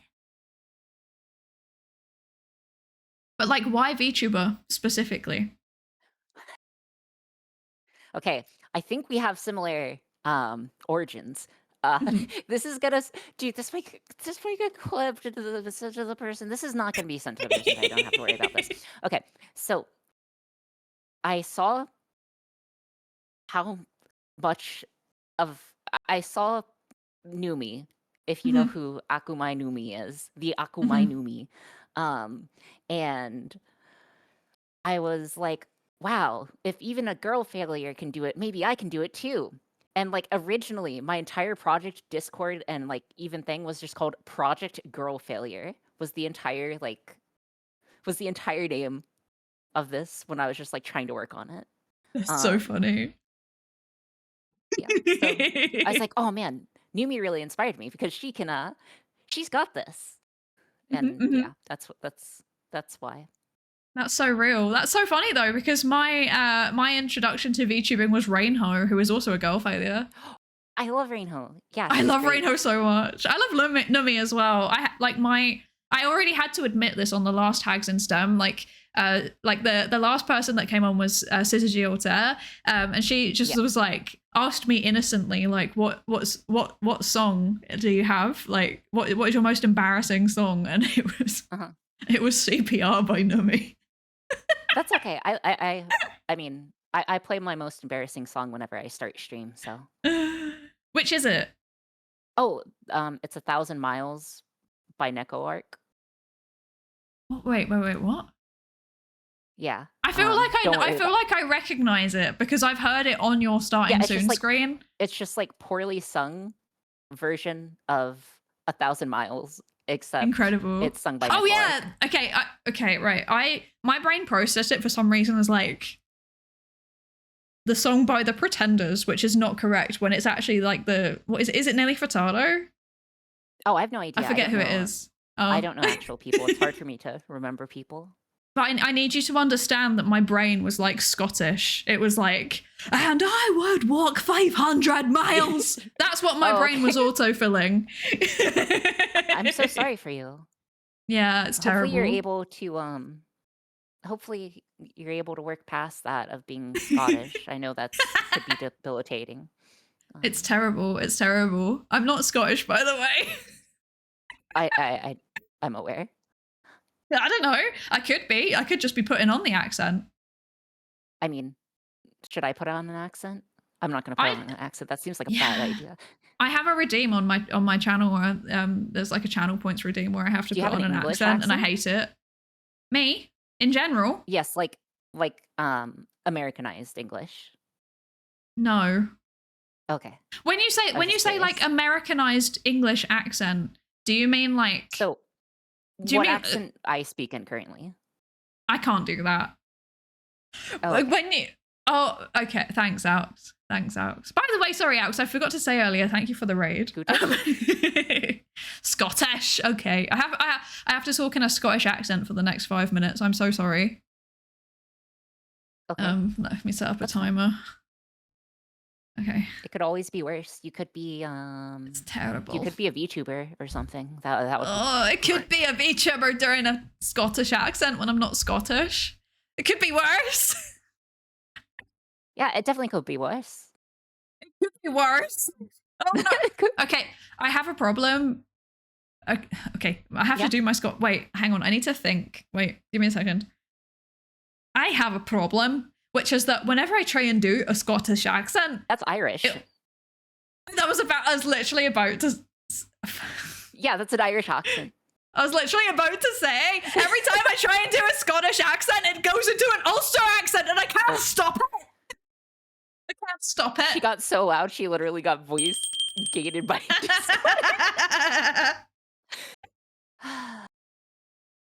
I can't stop it. There we go. I can't stop it. It just defaults back to Irish because and there you go. For God's sake, falling back. I can't do it. Yeah, that's I can't do it. I can do Northern Ireland kind of okay. I think I've been told I can. I mean, that's just British. I mean, yeah, but I live in Ireland, so it's like a wee bit easier. Yeah. Yeah. They don't let me. I'm struggling. I'm struggling. It could always be worse. It could always be worse. You could just ask a question and I could just answer a question if you want. That's true. Can just scam top. That's true. Scam them. I haven't even put my timer on. This is terrible. Hang on. Yeah. Wait. Yeah. I mean, surely we're on 3 minutes by now. Oh, it's still going into Northern Irish. No, that's perfectly okay. I can't control it. You can't control it. No. The worst part is that every time oh my god, every time that I try to do a Scottish accent, I think, like I said, it kind of reverts back to being Irish, but also my brain is just like, you're a wizard, Harry. That's okay. You are a wizard, right? Well, you're kind of a wizard. I am a wizard, actually. Yeah. Yeah, exactly. I've only got 2 minutes left. Let's go. Let's go right now. Yeah, I guess so. Oh, dear. It's giving Merida from Brave. Thank you. I'll take that one as a compliment. Say, if you could change your fate, would you?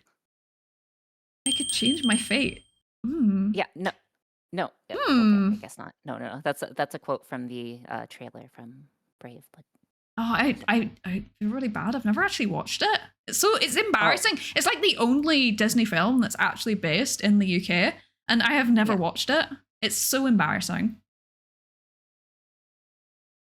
Yeah, I'm pretty sure there are films based in the UK though. Yeah. I don't know. Maybe just animated. Train Spotting. Train Spotting. That's a classic. I think about that baby quite a lot. Oh, you've never seen it? It's it's an experience. It's an experience. Yeah, they don't let me do that type of stuff. I just get to be put in the lab with the coat, and then the floor attacks me, and then I go about my day, and then they let me out, and then I get into another white coat, and then I stream. Me too. Although this one's off-white. Oh, nice. Yeah, no windows. It's okay. You don't need windows. Windows are overrated. Especially here in Scotland, where it's always raining. We don't need windows. There's no light anyway. So how many points did Alex pay for this? 25,000. Quite a lot. Okay, that's fair. That's fair. I have okay, to maintain right. I was gonna it. Be like if you paid like 1K for this, like you really need to increase the prices. It's called dedication to the bit. Listen, I am always dedicated to the bit. I am dangerously dedicated to a bit. Okay. It's true. Like it's true. I've seen the crayon stream. Yeah, you've seen the crayon stream. I'm so glad you see the. Okay. So you know that I've eaten crayons as well. Yeah, I was there. I was there. Yeah. I was there. I was like lurking in that stream. The thing is that I don't.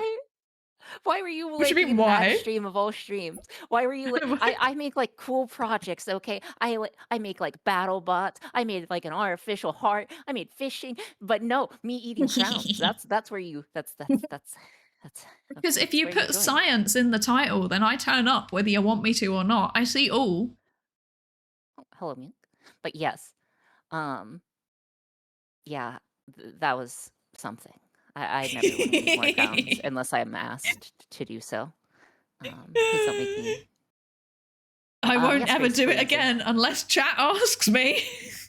Yeah. Every VTuber. Yeah. Oh god, I heard K on stream and I was getting worried what that might be. Oh no, I'm not actually gonna eat one. No. Psy wants or like Psydere No, I wants won't. me to I eat won't one. make you do that. I won't make you do that. Thank you. I appreciate that. I appreciate. You need to. That, you need to. You need to. They don't have enough calories, which are. They have no calories actually. Yeah. They're paraffin wax. Empty calories. The calories being no calories. 0, but also. I think actually your body would probably spend calories trying to break it down. That's true, actually. Oh, so it's the newest weight loss trend. Knew it. Yeah. Does it count as fiber?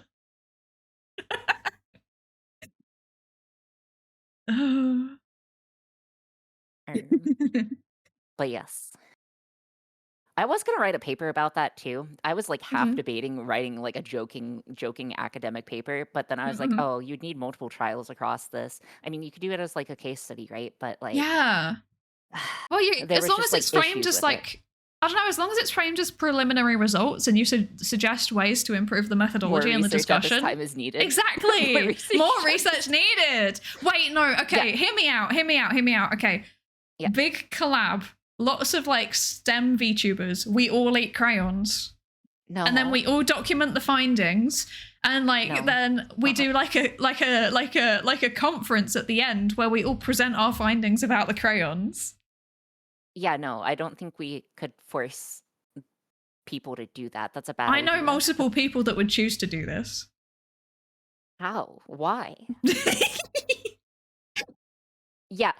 So again, I thought, okay, I saw Tobbs stream this. I saw Tobbs's video and Tobbs stream the eating crowns. And I was like, oh man, it's going to be delicious. She says they taste different. I can't wait to see if they taste different. I've always wondered if they taste different. She's a liar. Sorry, I'm not mad. I'm curious. I even tried multiple brands, by the way.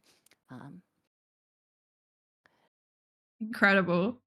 Yeah, but wait, okay, wait. It's brain damage. My neurons are all clogged up with crayon wax. No, that's okay. They're just part of the myelin sheath. It's okay. It helps with the conduction. Yeah, just giving them extra insulation. Exactly. Yeah. Actually, wait. What if it? No. Okay. I was gonna say something really cursed. Never mind. Don't listen to me. Okay. Never mind. You know when you have an intrusive thought and then it starts to come out and then you stop it halfway through because like your filter tells you, hang on a second, wait, no, don't say that. Yeah, that. I yell it actually whenever that comes out. I just like yell it. I see. Yeah, poor impulse control. Yeah, I have like, I think I have okay impulse control, but I have like bad Hags and processing. STEM like I have a lot of latency. STEM Hag party. Oh, Stag that's party. okay. Everyone has a little bit of latency. No, wait, right? that's something else. Also, how has it already been 6 months? Model. What the hell? We're all just one giant large language model. It's true.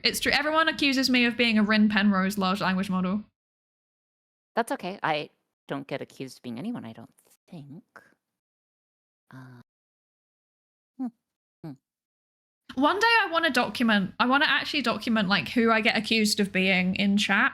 And then I want to collect like data about it so that I can plot like which VTubers people think that I am. Yeah. I wish, I don't know. Yeah. That sounds cool. I'm not sure how you'd aggregate that data though and make it into an interesting point. And then like, what are you testing for? I don't know. You also have to figure out what you're testing for beforehand or else it's bad. Yeah. I feel like it would be fun to do like a time series one to see if it changes over time. Oh, a change in continuity over time? Yeah, because like, so lots of people for a long time were accusing me of being Ren Penrose, and then it kind of died off for a bit, but then everyone was accusing me of being like a psychology streamer called Psyculturists. And then after that, people went back to accusing me of being Ren Penrose again. And then That's perfectly okay. There was also one point where people were accusing me of being Sid Snap. I don't know who that is. But okay. I can't wait. I'm gonna message you because this is not say so, and I don't want to say it out loud.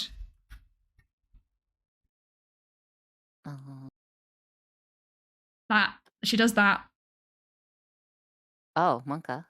Yeah, I know. Monka. I'm say so. It would never be me. Yeah, I guess so. Oh yeah, oh my gosh, guys, you could have trolled the stream so much by just like pinging me. I need to go on DT. Whoopsie. I'm a great streamer, by the way. I'm a very put yourself on either put yourself on do not disturb. Yeah, that's what I did. Yeah, I'm an experienced streamer. Oh dear.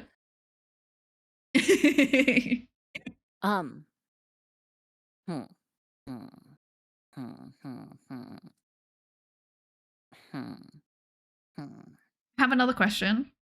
Okay, I have another answer, perhaps. Half human, half dolphin. Yes. Explain.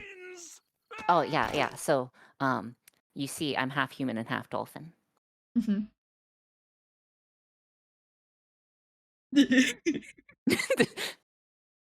No, I think that I don't know. I'm half human, half dolphin. That, you know, we're just kind of vibing. Here. You know, my mom's a dolphin, my dad's human, and yeah. Or they're both like mixes of half human, half dolphin hybrids, and then it's just like mixed in general. So you do have parents? Yeah. You're not like a lab creation? No, I don't think so. I see. I hope not. I don't think so. Do you? Are you okay? Are you okay? No, it's okay. It's fine. It's fine. Yeah, no, yeah, exactly. Okay. Maybe don't explain in too much detail. Exactly. Maybe not too much detail. There's don't need too much detail. Yeah. Yeah. It's okay. I'm not adopted, I don't think. I don't think I'm adopted. I hope I'm not adopted. Or well, I mean, if anything, it's fine if I am, but like, you know. So how did you, as a half human, half dolphin, who is what was it, 384 years old? How did you end up doing electronics hand cam streams? Well, and so you do have hands, even though you're a dolphin. Yeah, no, like my model. Because you seem more. I'm gonna be real. If I'm just assessing you, I feel like there's a bit more human than dolphin going on. So it makes sense that you have hands. Splicing and column A, splicing and column I see. Yeah, to be fair, genetics do weird things. I don't look anything like my mum. I look mostly like my dad. And then my sister looks like a lot like my mum and not much like my dad. And we're still related. And then like I have a half sister that looks exactly like me. So. Oh yeah, no, I look pretty similar to my sisters, I would say. I only have sisters. But you're... Is your dad a magical girl? Yes. He's an engineer. Well, he was an engineer, I'll have you know. He was an engineer. So that's okay. Yeah. Engineer. Brackets. Derogatory. Close brackets. No, wait.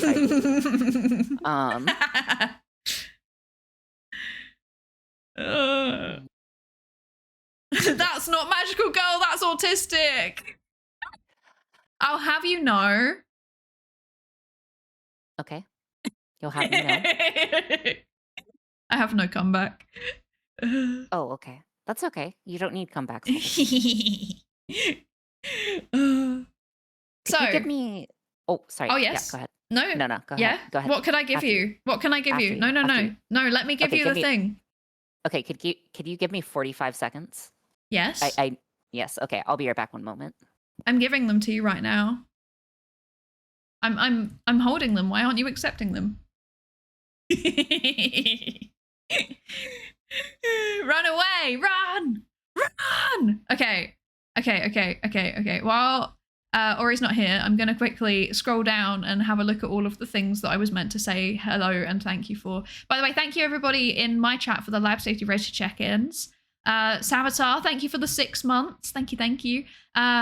Astral, thank you for the 25 stream streak. Umdin, thank you for the 3 stream streak. Gorrit and Gay for the 20 stream streak. Flatulence Incarnate for the 25 stream streak. Doc Rect for the 7 months. Thank you so much. And then Gracefully Insane, Toad D8, Brisky, Irish Lad Gaming, Maya Beat Boop, Sly Robot, Lay Trial, 6 AO Girl, 6 Drakir, and a bunch of other people for the follows. Thank you. Sorry, I was doing my thank yous to people. Yeah, and Chaka, thank you for the 6 months. Thank you, and Darebrain, thank you for the 6 months as well. Thank you, everybody. Yeah, I just wanted to crack open a cold one, you know. Crack open a cold one with the lads. Let's go. Yeah. Oh, that was a nice noise. Yes, it's soda water. I see. I'm a big fan of soda water. I see. I don't like fizzy I wanted drinks. something to drink because I finished my tea. Fizzy drinks give me anxiety. That's pretty common for. I mean, yeah. Yeah. They feel bad. They make my tongue feel sad. Hold on. Come over here a bit. You know, it's okay. Me? Ever so slightly. Yes. Come over here slightly. Perfect. Okay. Excellent. See, now we're closer. Yeah, things are going better. Nice. It's called socializing, everyone. Look it up. Yeah, socializing. This is how social rules work, right? Because everybody has like a circle around them, and like you can move from one circle into the next circle when your friendship levels up. That's how it works, and it's just happened right now. That is how it works. Okay, wait, is that actually how you conduct? Oh, I don't have many real life friendships, but like, yeah, proximity, definitely. Same. Oh, that's okay. It could be worse. You could be. Oh wait. Never mind. Anywho. What? My colleagues, I stand very far away from. That's okay. My colleagues, again, I said it before, my colleagues sometimes call me a Psyduck, or they call me half robot, or other stuff. They call you a Psyduck. It's because they know. Yes. They know you're one of us. Yes, apparently. No, it's because I like grab my head when I think occasionally. Wait, wait. I love that. Oh my god. Yeah, like I grab my head and like I tilt slightly. I look like the standing emoji. Do you know the standing emoji? You eat a plastic duck one time, that goes on your record. Anyways, standing emoji? Yeah, the standing emoji. No. Wait. Okay. Standing emoji. This one. That's me all the time.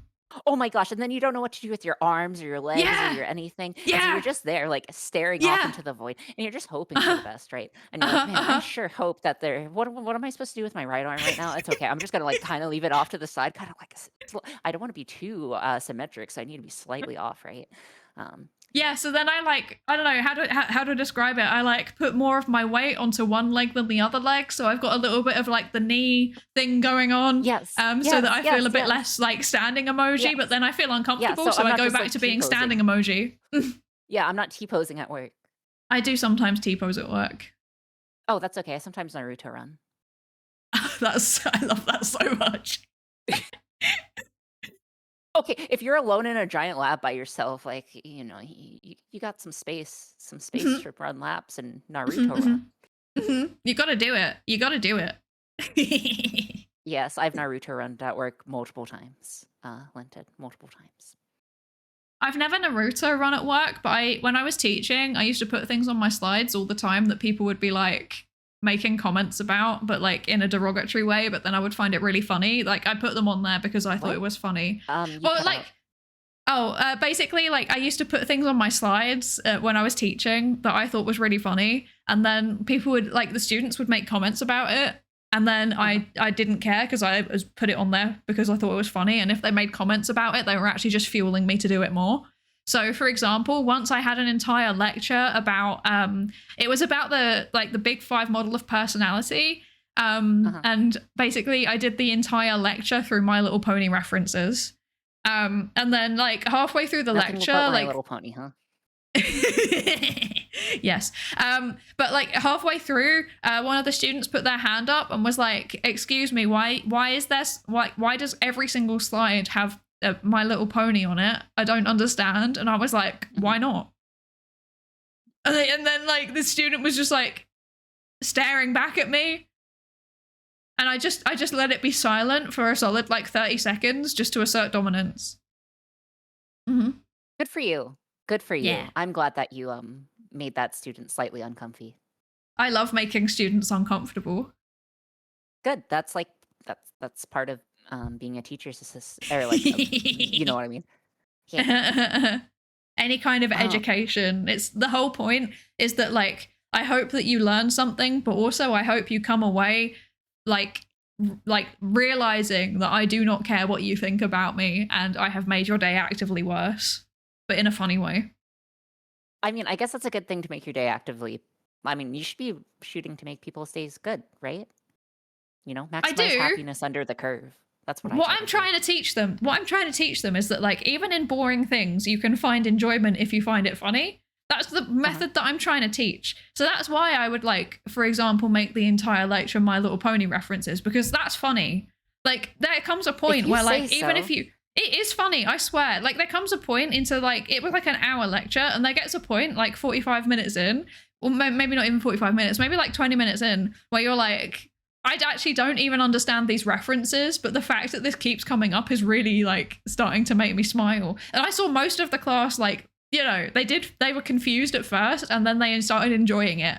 Like, because it was just like, what is the next unhinged thing that the teacher's going to say? And then there was just this one guy that just didn't get it. And I think that he might not have got it because he was secretly a brony, because he specifically like, he was like, why is, you know, he was like, why is all of Canterlot on your slides? That's like what he said. And I was like, I know what you are.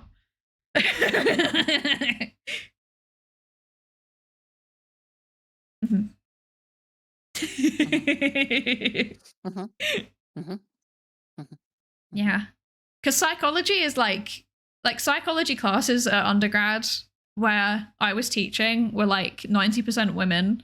Like it was all girls pretty much. Yeah. So like I think my major is mostly men. That doesn't surprise me.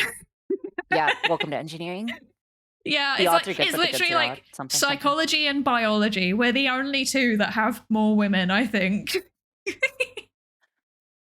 Maybe medicine also, actually. Okay. Yeah. Yeah. Yeah, that's true. Should we?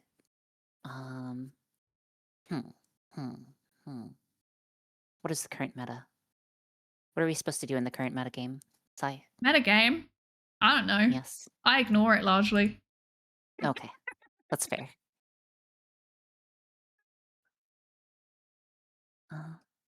There's still a lot of old boys club culture in medicine. Really? That's really interesting. I didn't know that. All of my doctors recently have all been women. So I was kind of under the assumption that it's like majority women now. Yeah, most of mine are also. Wait. Yeah, pretty much all of mine have been. Actually, maybe it's like a cultural difference as well, though. I should ask a doctor. A real doctor. You're a real doctor? I should ask a medical doctor. No, I don't. It's really disappointing. My graduation was like, no, I didn't even get a hat. Like, I didn't even get a hat. I was so mad. And like, they didn't even read out my thesis title. They just were like, they called out my name. I shook like someone's hand. I don't know who he was. I didn't get a hat. My gown was like really obnoxious. It was so ugly. And then like, yeah, I was so mad. Not even a hat, not even a sword. Pointless. And then it was really quick as well. It was only like 45 minutes.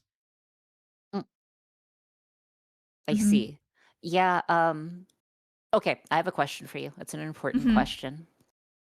Do you end your emails with thank you comma, Dr. Dere? Or do you just put your actual name?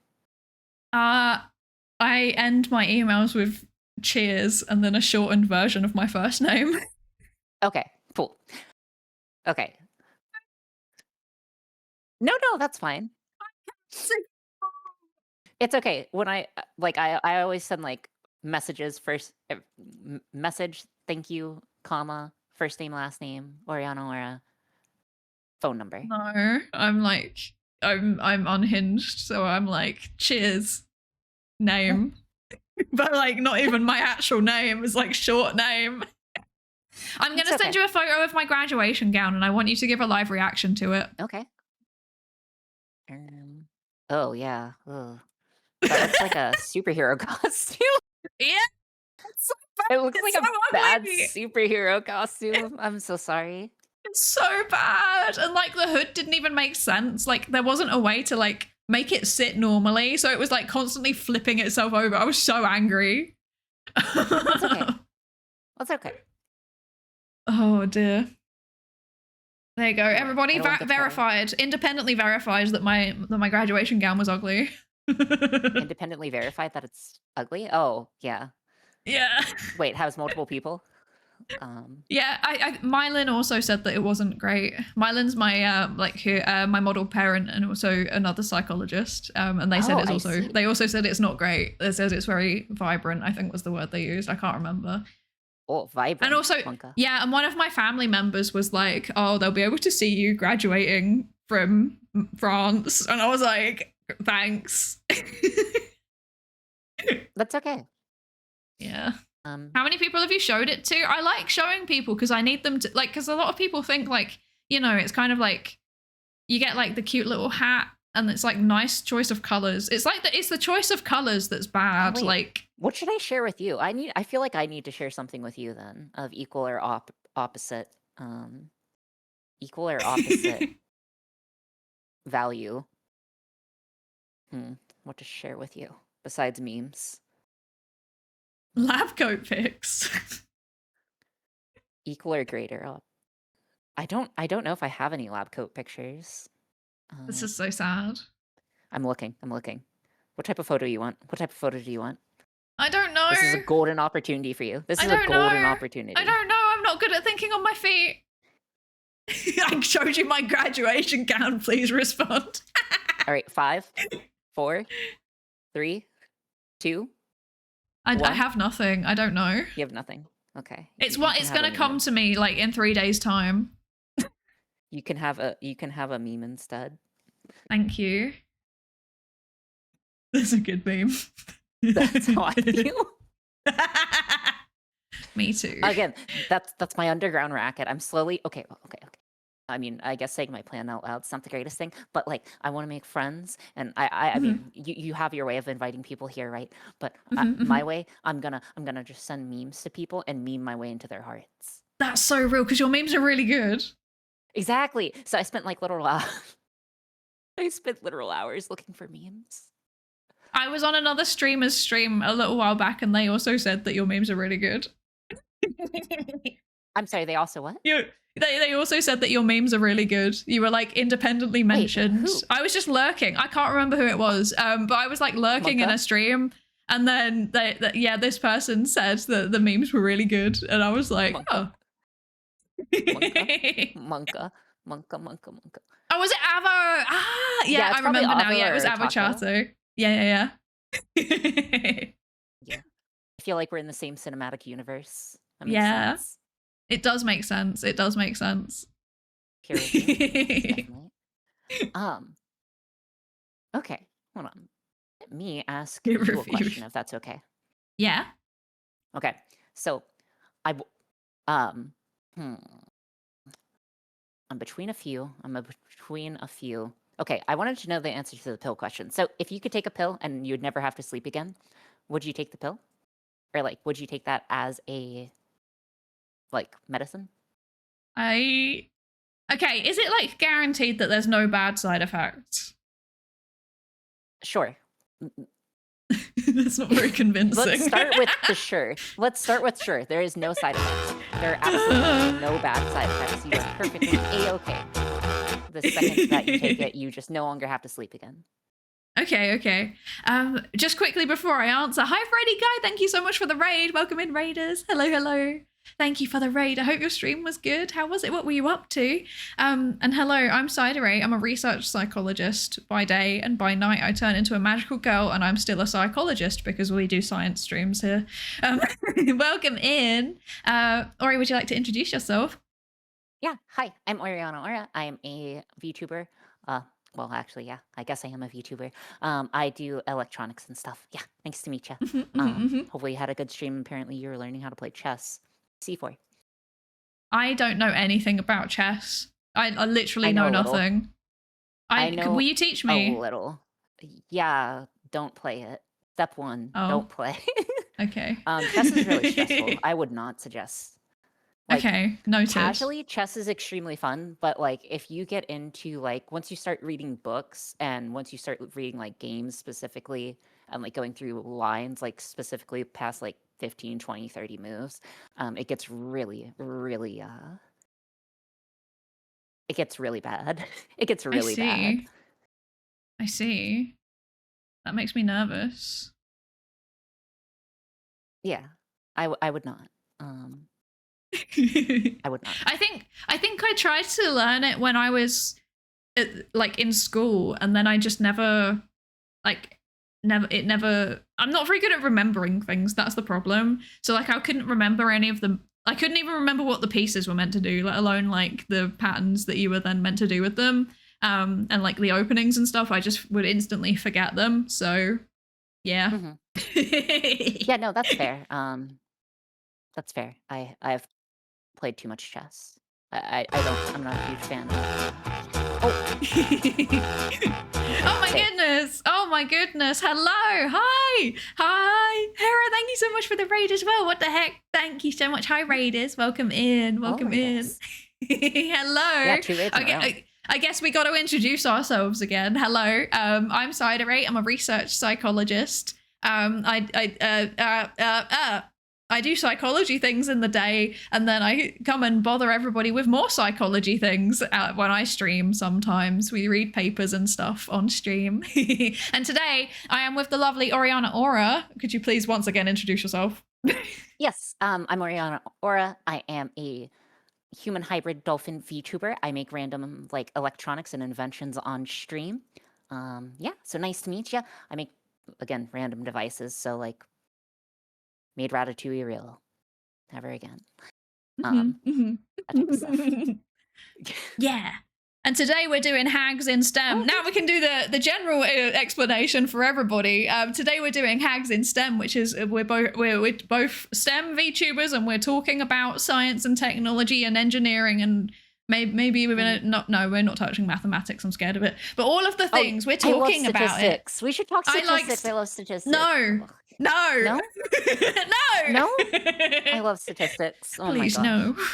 I like spreadsheets, and I like using R to do statistics, but I don't like interpreting statistics because I forget what any of it means. Because like I said, I've got a really bad memory. So like if you ask me like, what is a standard deviation? I'm like, I know. Yeah. And then like when I'm sitting down and doing it, then I suddenly remember.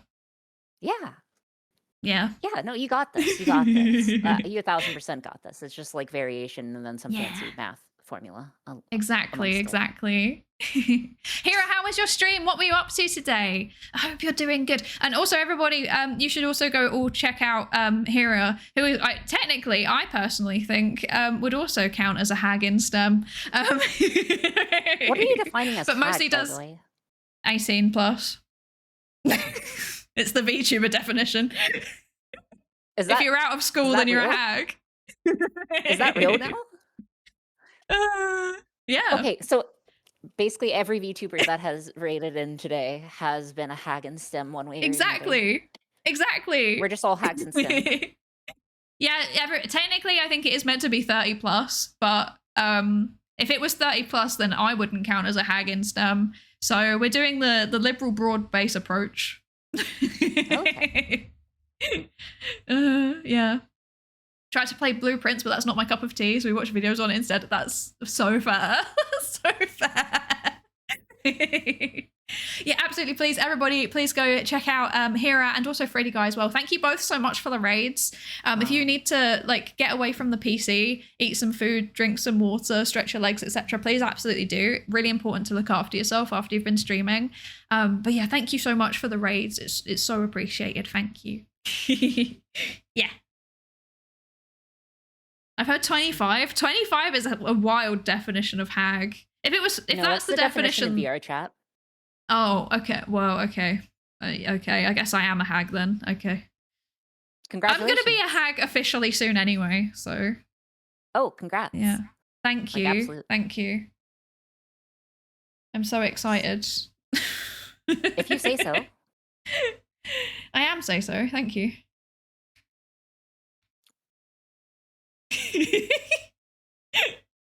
Oh, dear.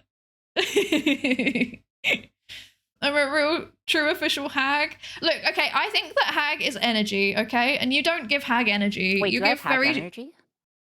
No. Hag, no? Then why am I here? Hag is like...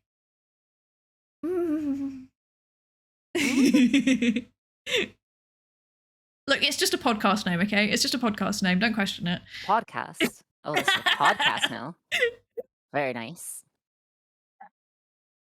I don't even have hag energy. I'm just here. It's okay. That's okay. It's just branding. It's just branding. Imagine having branding. Okay. Oh my gosh, you guys just keep getting wider and wider with the age prediction. I think my chat knows exactly how old I am. Oh, I purposely leak wrong information. Oh, that's so smart. I just don't care.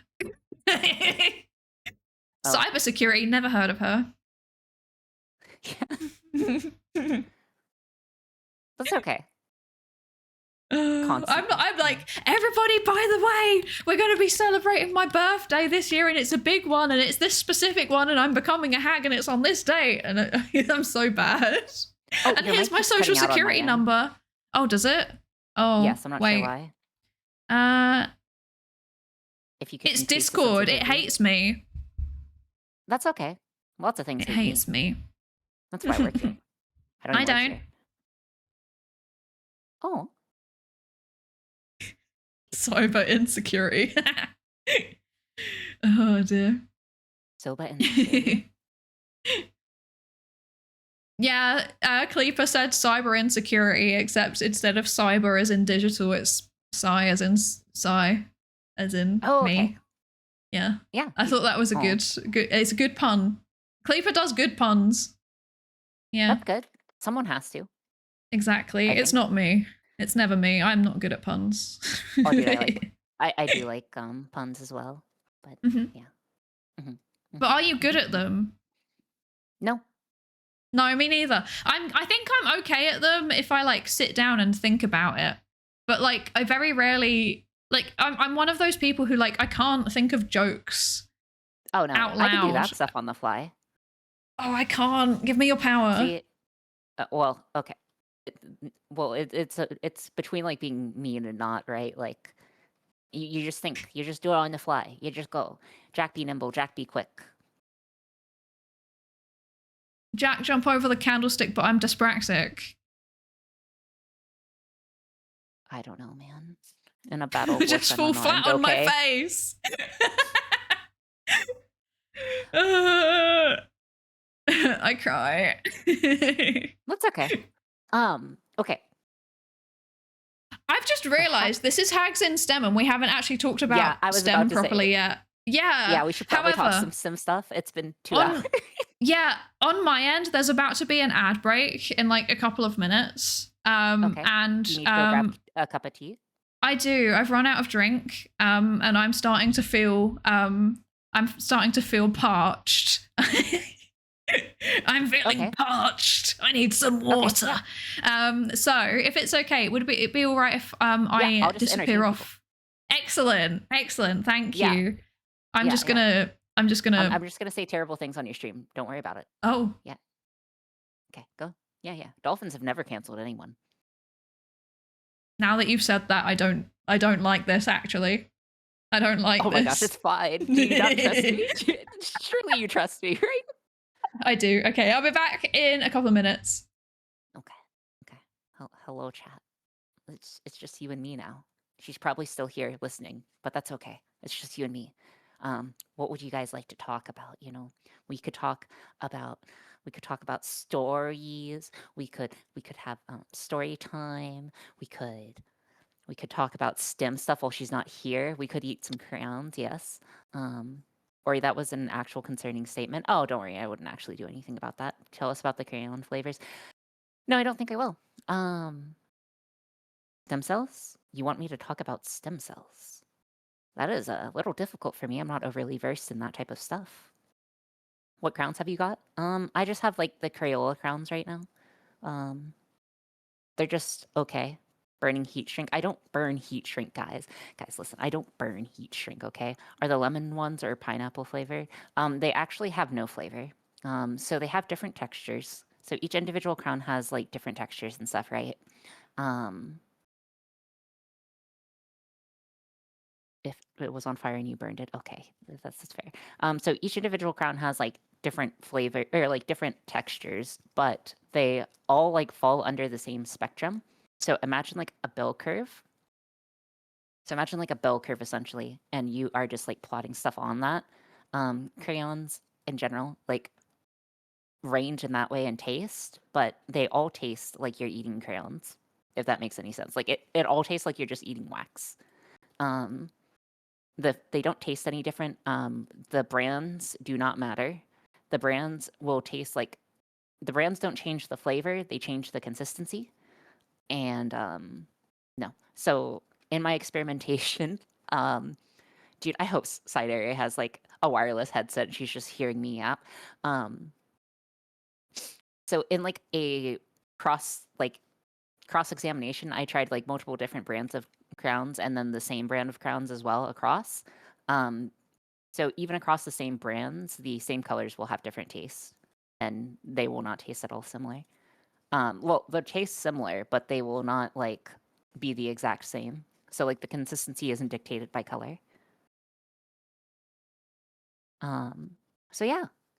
And then the different brands just change the texture as well.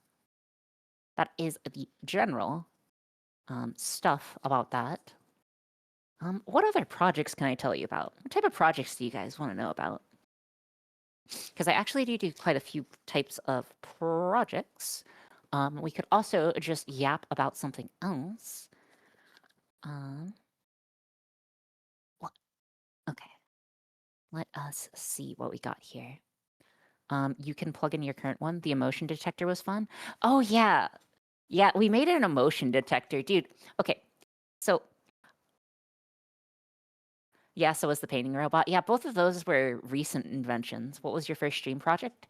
The first stream project was a chat M&M dispenser. And what went wrong with the Ratatouille project? Why the never again? Okay. I think that's a good one. So the Ratatouille project was when we wanted to like I wanted to do Ratatouille. So in order to do that, I got TENS units, like multiple TENS units, and we disassembled them on stream. And we bypassed the control on it. So we bypassed the control electronics so we could directly shock ourselves. And we directly shocked ourselves, like in different places on your arm. So like if you like had your forearm open, or if you just like take a look at your arm right now, like put it on the table or put it on wherever, you'll see like there's like various different muscle groups. So depending on where we would place the electrodes, so we had like a total of, I think 6 electrodes. I'm not sure in the actual total, but like around 6 electrodes placed that you could give different commands to. So yeah, you were able to like grip hands, stir. You were able to like shake stuff. It was hello. Are you Are you good? Hi. Are you good? Yeah, I'm good. Okay, you can pop up. I was just listening. Oh yeah. Yeah. So you were able to do quite a bit of stuff with it.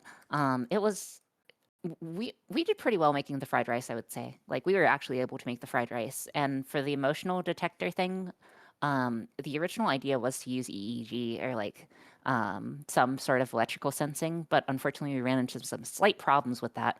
So instead we had to use like force resistive sensors and temperature sensors to see whenever you were like smiling or upset. And then you just like essentially write the code to interpret that stuff. And it was actually very good. It was able to detect like anger very quickly, like disturbingly quickly, like quicker than humans, I think, which is kind of monk up, but yes. That is kind of scary, actually. Yeah, no, it was actually, so quick. To be fair, now that I think about it, wait, sorry, I was like half setting up my settings. Wait, so how were you measuring it again? Sorry. How are we what? How were you measuring? How were you detecting it? Oh yeah, so a force resistive sensor and temperature sensor. So the temperature sensor, if you place, we were taking the differential of the temperature over time on various places on the face, and by that we were reconstructing back based on like emotional stuff. So we would first like perform the actual motions, I suppose, and then see what the data does, and then you put that into a program and you interpolate stuff as you do it live. And then the same thing with force resistive sensors. Essentially, their resistivity or like how resistive they are to flow goes up or down depending on how far they or how much they're being either flexed or forced upon. And yeah, you just keep track of that type of stuff.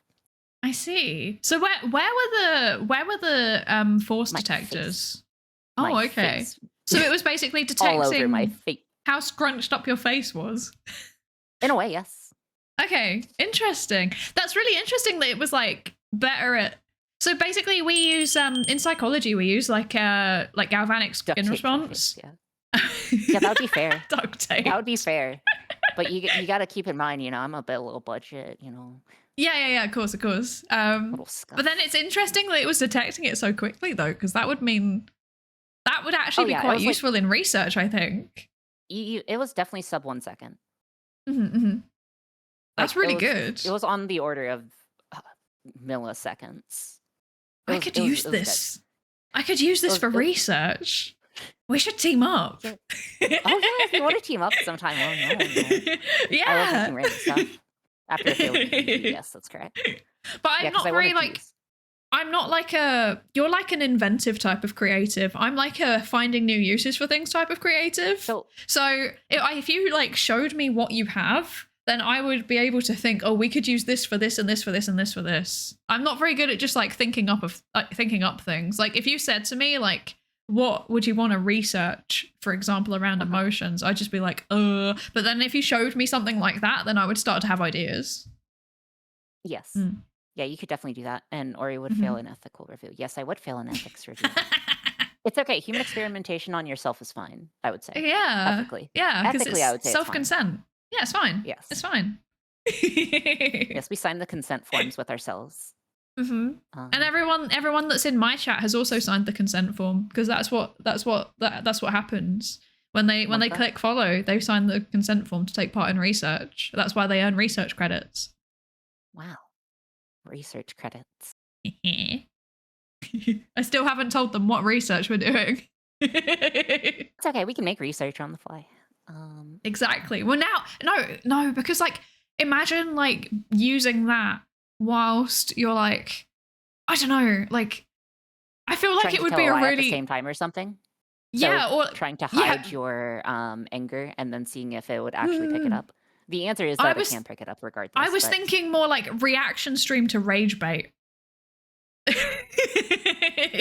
Yeah. It would be really fun for like a reaction stream about rage bait. It would be really fun for like any kind of like irritating game. I played Jump King recently and everybody said that it was meant to make me angry, and I don't think it did. But also like I'm too autistic to realize when I'm getting angry. So like I don't like know what emotion I'm feeling. And then also like I think it would be really interesting to like have a bunch of autistic streamers and then like show them a bunch of stimuli and see if they have like an anger response, and then they don't. Yes. Sorry?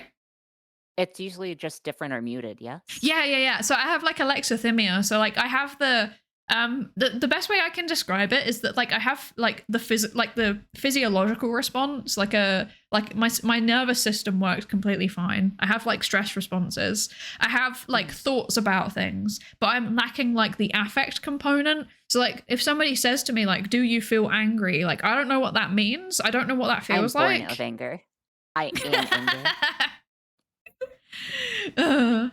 Yeah, so the body does the reaction even if the mind doesn't notice it. Exactly. That's how it is for me anyway. Yes, and like they're even if universal reactions. yeah. And yeah, so I have to like deduce.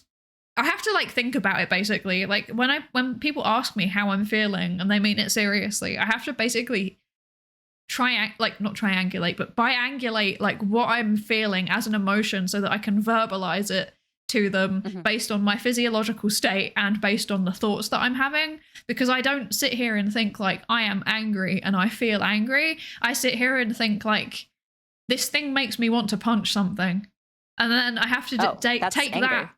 Yeah, but then I don't feel it though. I don't feel it. Like so I don't feel the urge to punch.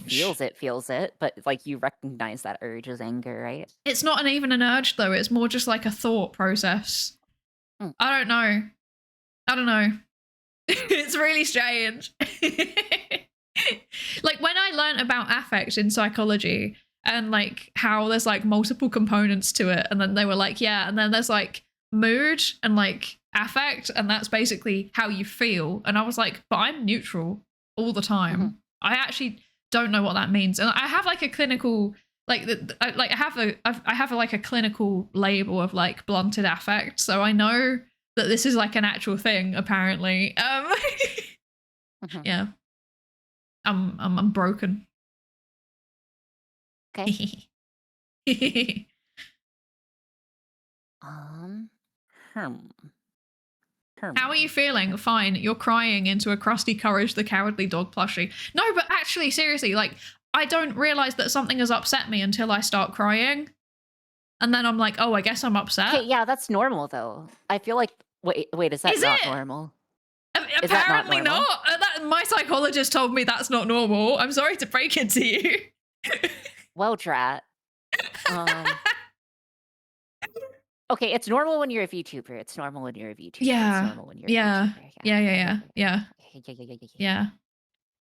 It sometimes is. Yeah, I know that it can sometimes be like if you have like if you have a really, really strong emotional response, then your physiological response can kick in before the affect. But like for me, it's not like physiological happens and then affect happens. It's like physiological happens and that's it. Like I will be crying and I genuinely don't feel sad and I don't know why I'm crying. And then I have to like think through what's happening to me right now. What is the thought processes that I'm happening? Okay, I have to work out either I'm crying or I'm like, I'm upset or I'm in a situation that I don't like and I should remove myself, and that would be fear, or something like that.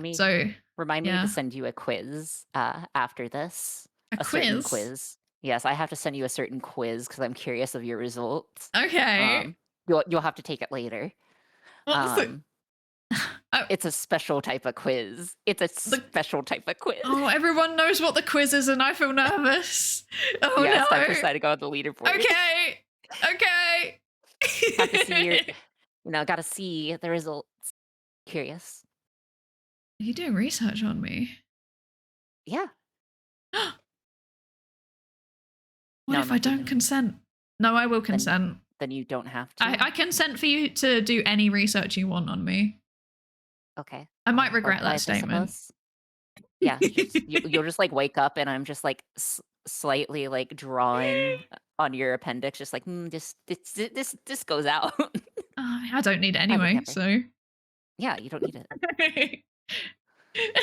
Oh no, my appendix. Nothing of value was lost. True. Or he does shock experiments too often. Just because I've shocked myself a few times doesn't. It happens to us all, I suppose. Does it? In theory. Probably. I mean, I've been shocked quite a few times, but that was incompetence. Oh. Yeah. Same.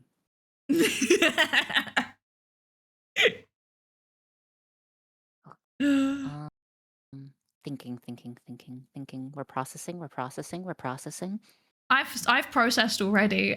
Before I went away, we were like, oh, it's been 2 hours and we haven't actually talked about anything STEM yet. Yeah, we should like rapid fire some STEM questions. We need to rapid fire the STEM questions. Okay, chat. We gotta lock in. Okay, we're locking in. Lock inside. This is normal though. This is normal for any stream involving me ever. It's like there is 1 hour allocated for a thing, and then we end up taking 3 because my yap is too strong and I am a bad influence.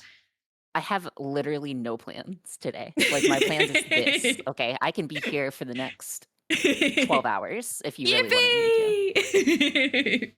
We can't do 12 hours though because I have to sleep at some point also because I am in fact in Europe, unfortunately. Or maybe fortunately, actually. Are we still on a tangent? Possibly. Oh man. Possibly. The whole thing has been a tangent. Oh wait, that's a good question, Woodsticks. Have you been to open source? And if not, would you consider going? I've definitely considered it, but I've heard I don't know. I really want to give it a try, but at the same time, I'm not sure if I have the confidence to do that type of stuff. Also, I would have to travel. Going from Point Nemo is difficult this time of year. It's very busy, and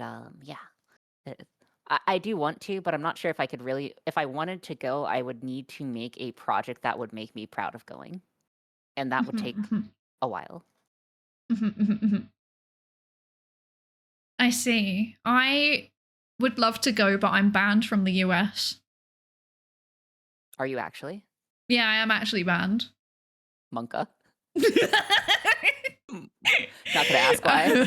Oh yeah, I mean, to be fair, it's nothing like mega sus. I was on like a TwitchCon panel last year in San Diego, and then I applied for like a visa, I applied for the ESTA or whatever it is, like the e-visa thing where they just fast track you through, and then it got rejected, and then I applied for a real visa and they also got rejected.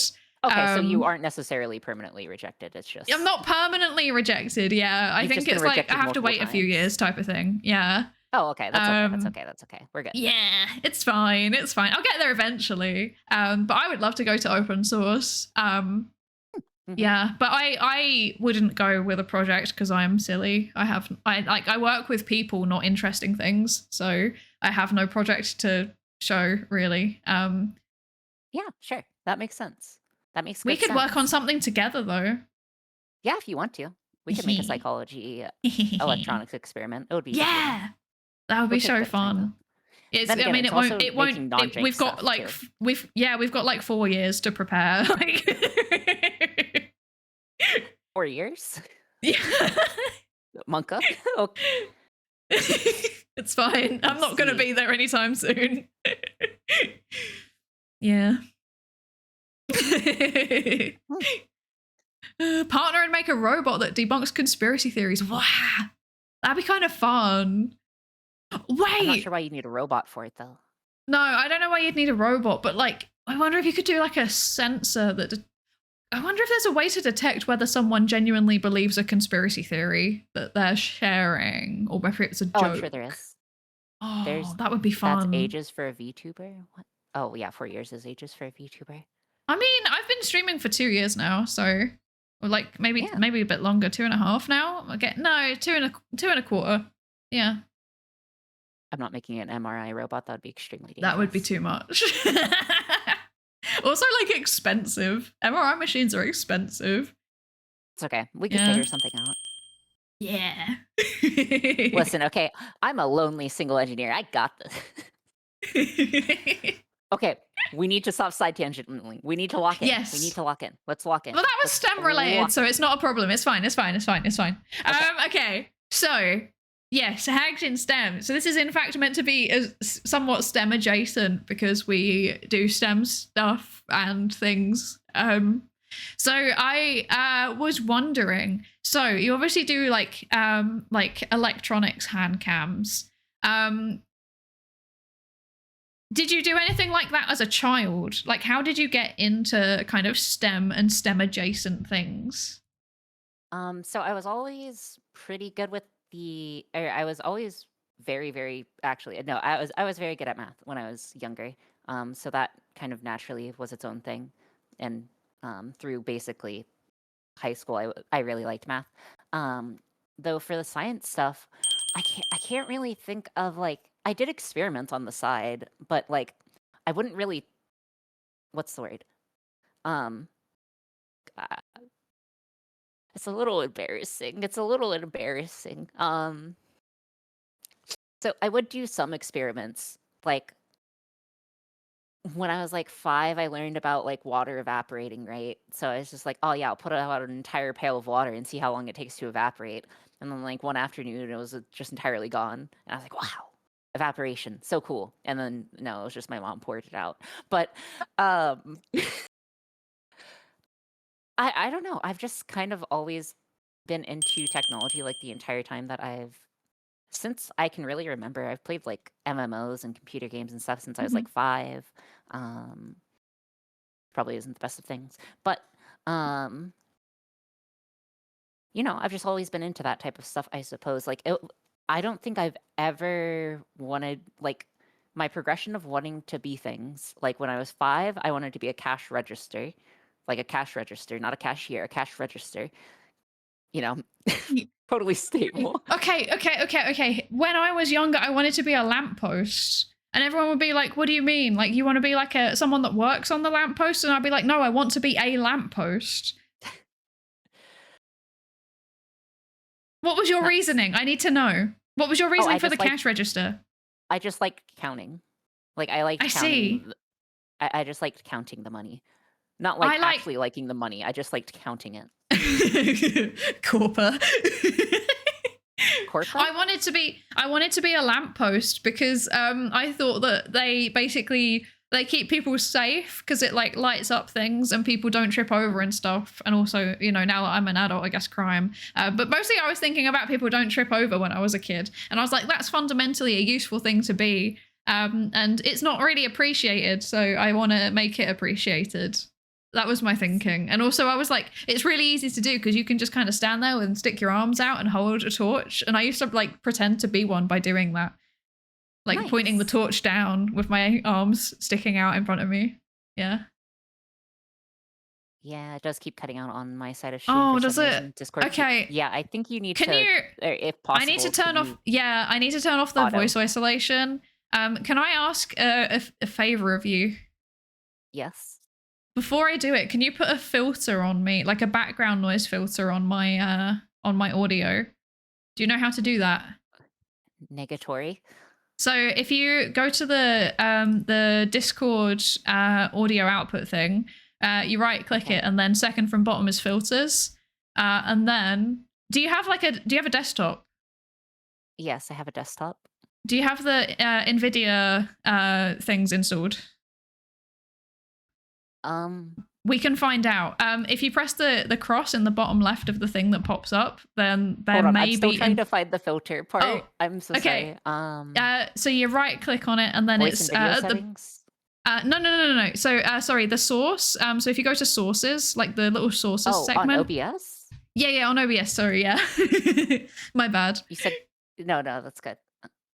I did that. I skipped the first step, which is what program it's in. Yeah, that. Okay. That is a very scientist thing to do. I'm sorry. Filters, right click on the output, the source output, second from bottom is filters, and then there's like a cross in the bottom left of the pop-up that comes, and then there may be in the middle, like underneath limiter, there may be NVIDIA audio effects. What? NVIDIA audio effects. No, I do not see that. I see you don't have that. That's fine. That's fine. Expander. Okay, that's fine. We'll just deal with it then. Okay. I apologize to your chat. They're like, now they're gonna hear too much of me in the sense of like potentially my stomach grumbling and me knocking things. I'm so sorry. Oh no, that's okay. We can figure it out. It's gonna be very intimate now. Good. Uh-oh. It's gonna be okay. Everything is gonna be a-okay, except for the times that it's not. It's true. Push to talk would be smart. I could also do push to talk, but the problem is that sometimes I start talking before I realize that I'm talking. Oh, so... yes, and then it's even worse, and then you, like... Yeah, exactly. I completely understand.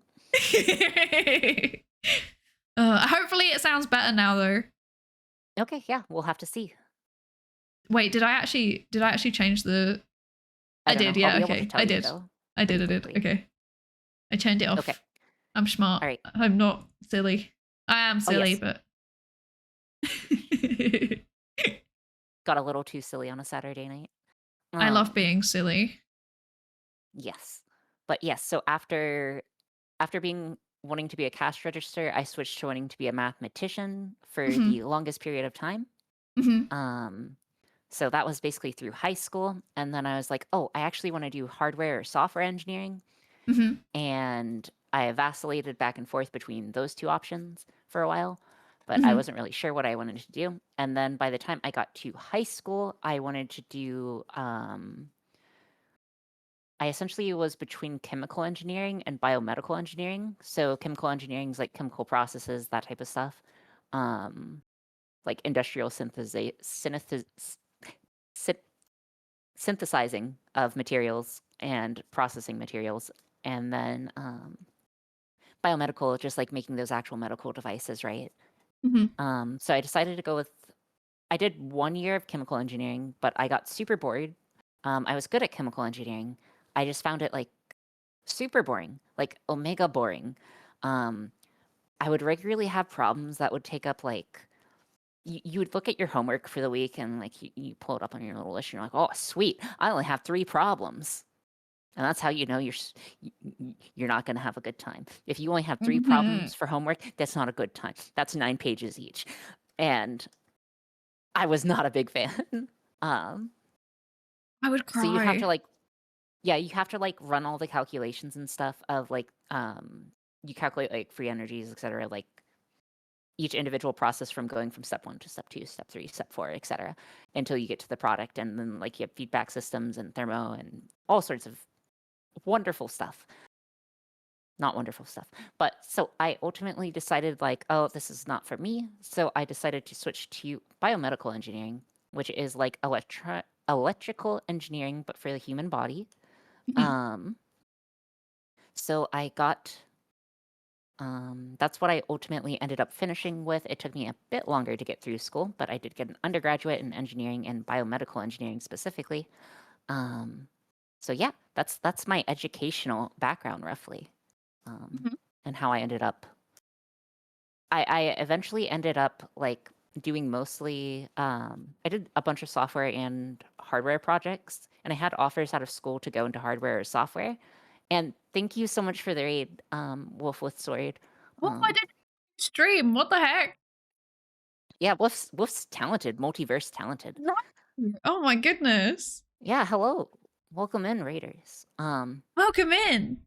Yes, I am Oriana Ora. I'm a VTuber hybrid human dolphin. Thank you so much for the raid. I need to shout you out. This. And then Sai, you should introduce yourself. Yeah, hi everybody, I'm Psydere. I'm a research psychologist by day, and then at night I transform into a magical girl and I fight misinformation. And as a result, we do sciencey things here. We do psychology related things like reading papers on stream and talking about psychological concepts and stuff like that. Yes. Very nice. And today we're yapping about, well, we were meant to, this is Hags in STEM. We're meant to be yapping about STEM stuff, and then we managed to like not for like 2.5 hours. That's okay. That's probably, that's for the best. I think I said that beforehand. Yeah, people are here for the yap. I honestly don't know. I don't know what, but yeah. So I did biomedical engineering, and then I had offers between hardware engineering, systems engineering, signals and systems, and software. And I thought that I'd be best at software, so I took the offer I got in software. And yeah, that's what I do. I'm a software engineer now. Do you enjoy it? Yes, most days. I work in R&D, so I get to make cool things pretty much the entire time. So yeah, I get to make cool stuff. That's what I do. I don't make it as fast as I make stuff here. That's actually one of the reasons why I like streaming so much. I'm able to go super fast here. I don't have to worry about timing. And also, like, you can just kind of do things. You don't need to, because I'm guessing, like, with I mean, I don't know the specifics of like what you're doing, and I'm not going to ask, but I can imagine for certain projects, like, there's a chance that if something, you have to be really careful around quality control, because like if something goes wrong, then it could hurt people or the environment or society or something. So yeah. Yeah, no, it's definitely the case. Yeah, it is definitely very detail oriented, but you get used to it eventually. Yeah. What else is there to say regarding that stuff? But yes, so I'm an embedded software engineer. I make random cool stuff. That's what I do. I make hardware go vroom. Vroom. I love it when the hardware goes vroom. It makes my life significantly easier. Yeah, that's true. Yeah. Besides that, should I go into some work stuff a little bit?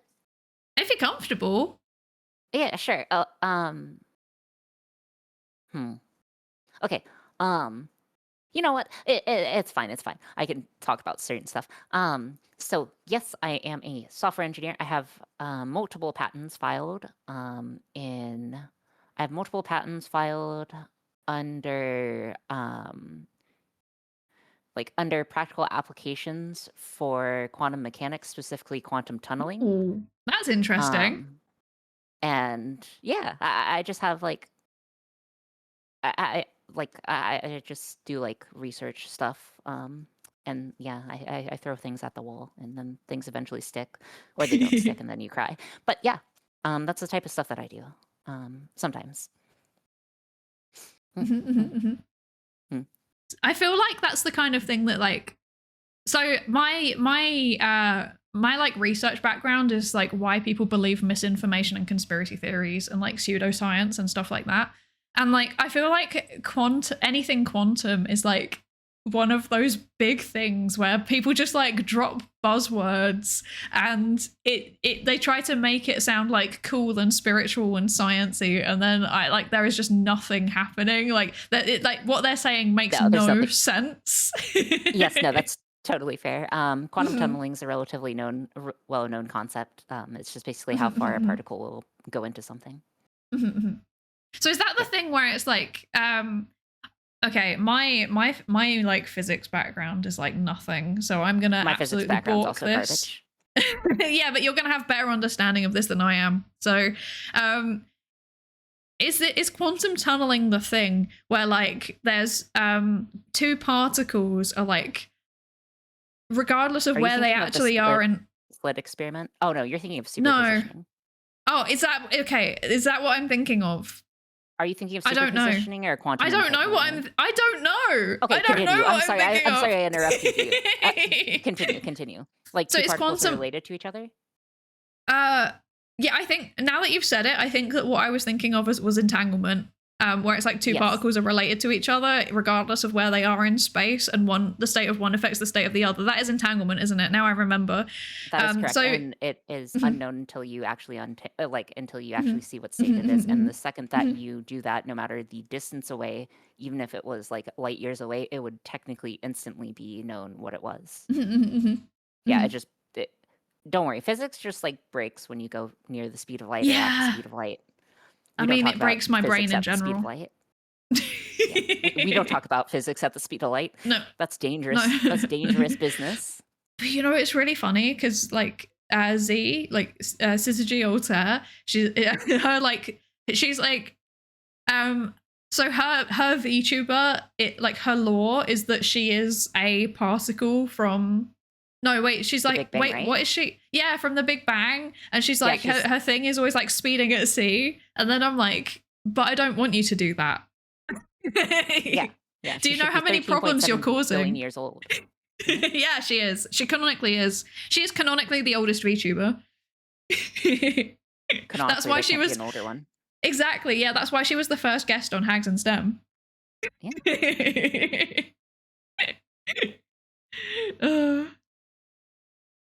was going to ask a question and I've just forgotten what it was. It's gone out of my brain. Okay, take your time. No, it's gone.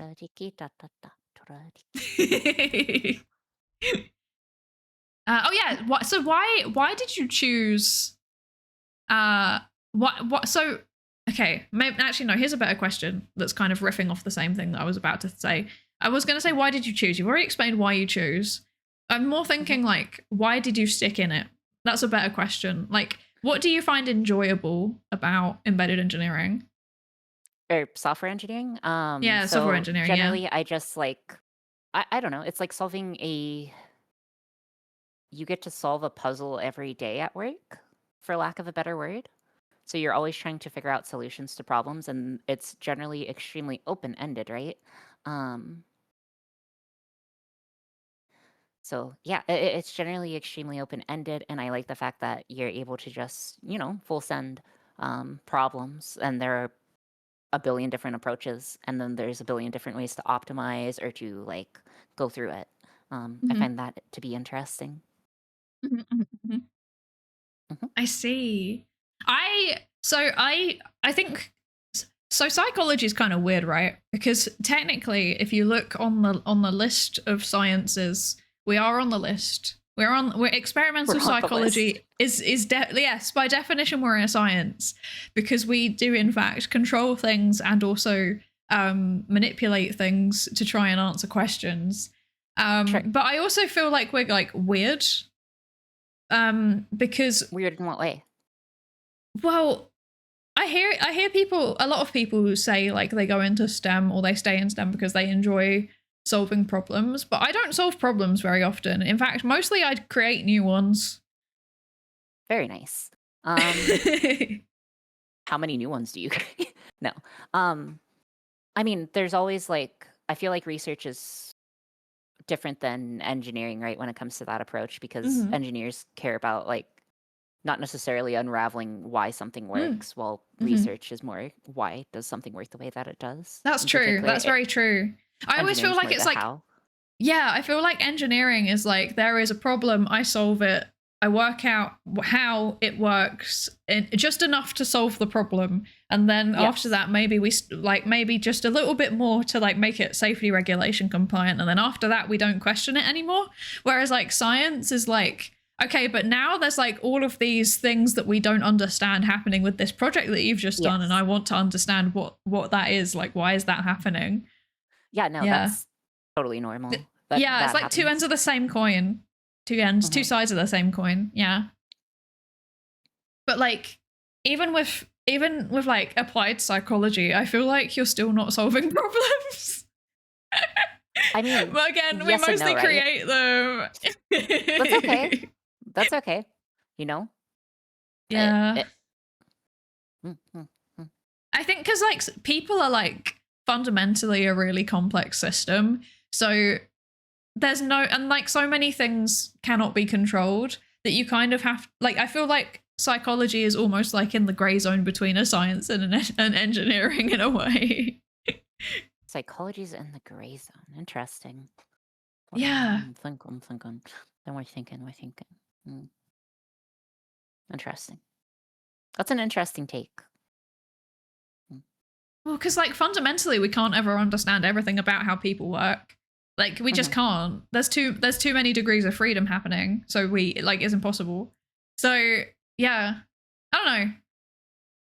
We can't, like, there are some things where we're just like, okay, this is like someone else's problem and we'll deal with it later.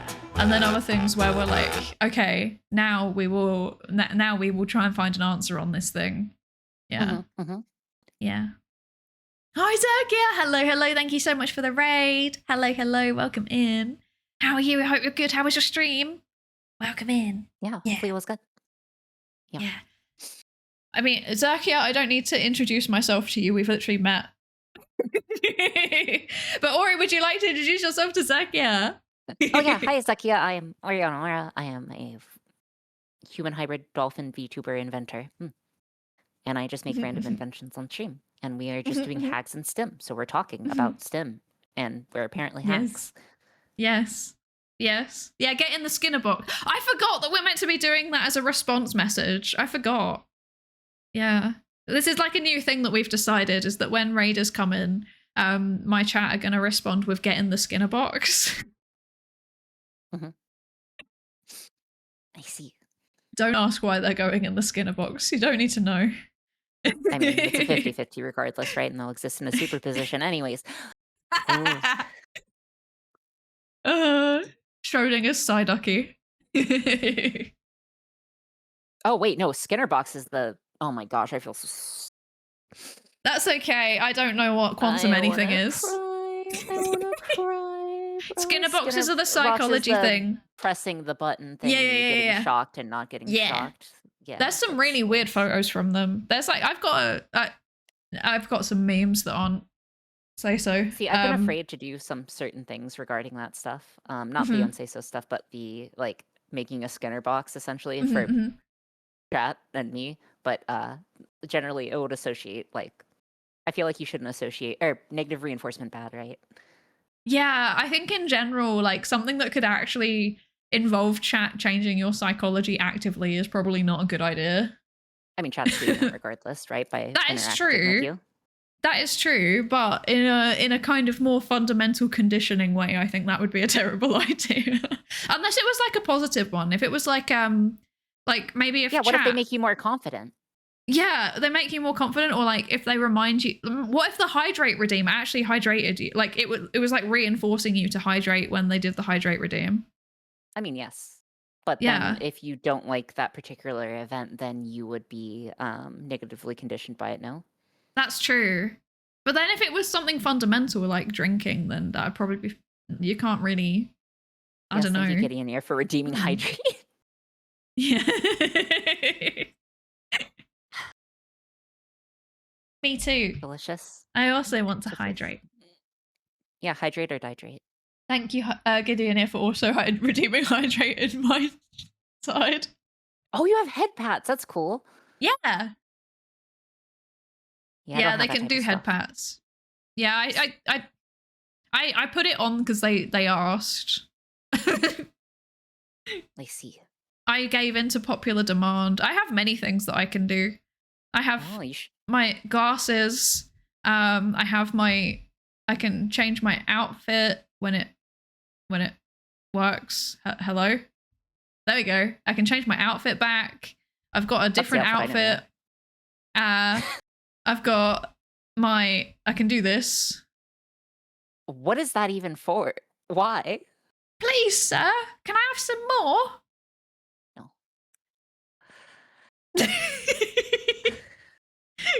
Yeah. I see. And then obviously this. I see. Yeah. Yeah. Why were they mentioning your toggles earlier? Oh, I can do this as well, actually. Oh, wait. Nice. Oh, the I love you? Wait. Yeah. Yeah, that's I love you, right? So it was meant to be a metal hand, but then we accidentally got it wrong. Yeah, this is I love you. Yeah. In sign. Yeah. Wait, but we have different sign language in the UK. Yes, you have BSL and ESL. Yeah, we have BSL. Yeah. Yes. I mean, I think that this is cute. This is cute. We got it wrong in a cute way, so I'm not mad. How do I turn it off? There we go. But yes, so I guess I should go through toggles too real quick. Yeah. I can just zoom out. But yeah, so I can toggle like on and off the glasses. So we can toggle off our glasses. We can think, in case we're thinking about something. I rarely use this toggle, but we could think. We can toggle on and off our water wings. They are also partially like opaque. So like you can like partially see through them, partially not, and then like drip on the floor a bit. But that's cool. That's okay. Yeah, and you can also toggle off like the lens stuff if you want to look at stuff. And then the other thing I can also take off my fins, but I'm not going to take off my fins. And then I do have a hussy toggle, which is like toggling. Oh, wait, maybe I don't have it toggled on right now. Interesting. A hussy toggle. Yeah. Wait, page down, page up, page up. Oh, yeah. Yeah, so I can take off my lab coat. I can take off my lab coat as well. Yeah, I don't like to do that. Yeah. But I can take off my lab coat. I feel naked without it. Agreed. But yes, it can be toggled on and off. There you go. I just don't use it too often. This is my idol outfit. This is what I do when I'm doing karaoke. Whoa. Yeah. See, I've always wanted to do that stuff, but I'm kind of too scared. I was scared. too, and then I did it, and then I thought. And then you did Pikmin. Yeah, exactly. And then I can listen to Pikmin. And then I regretted my decisions. I would say you did. I mean, I thought it was good. It's something. It's really something. Yes. But Yar. Oh yeah, and yeah. But I don't have any like special toggles. I think they were referring to the hussy toggle because I don't like being unwholesome in any way, and apparently taking off your lap jacket is unwholesome. I see. Well, I think that's rude. No, it's fair. Like I understand it. I understand their hesitation. I gotta say, like the outfit is not entirely OSHA compliant, but it's fine. I don't imagine that that's something that you care about in general. Yeah, no, we don't care about OSHA violations. Have you seen? Like I do some stuff. It's not safe. That's okay.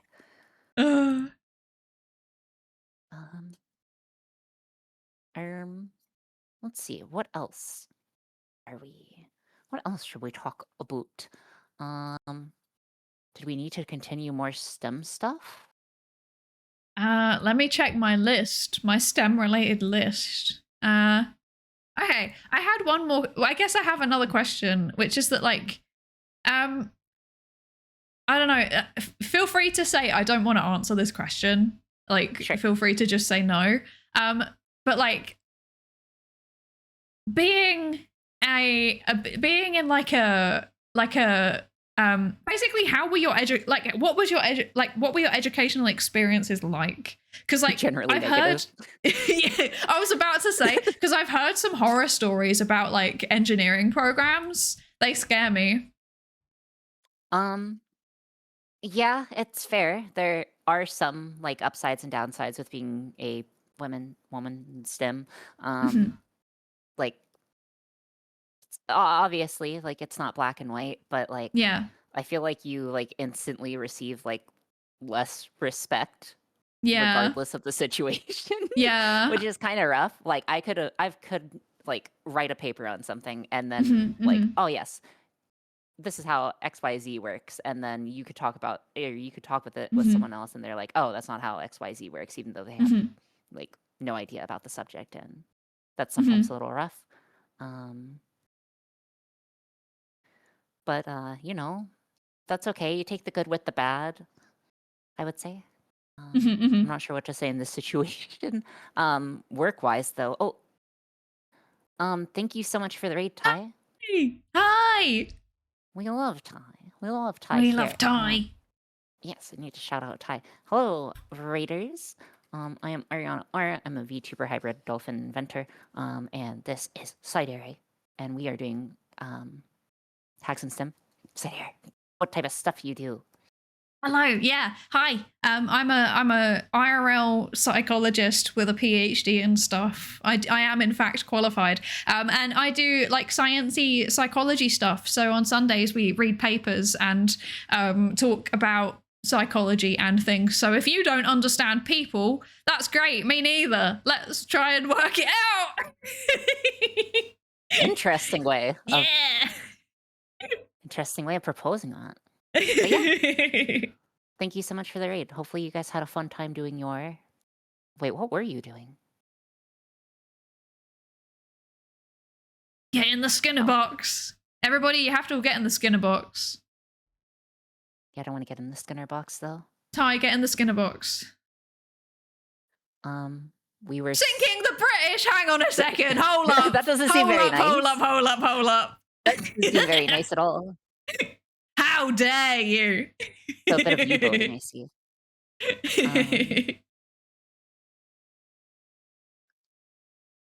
But yeah, for instance, like also in work, I'm not sure how much work experience you have, but in software, it's kind of a guys' club.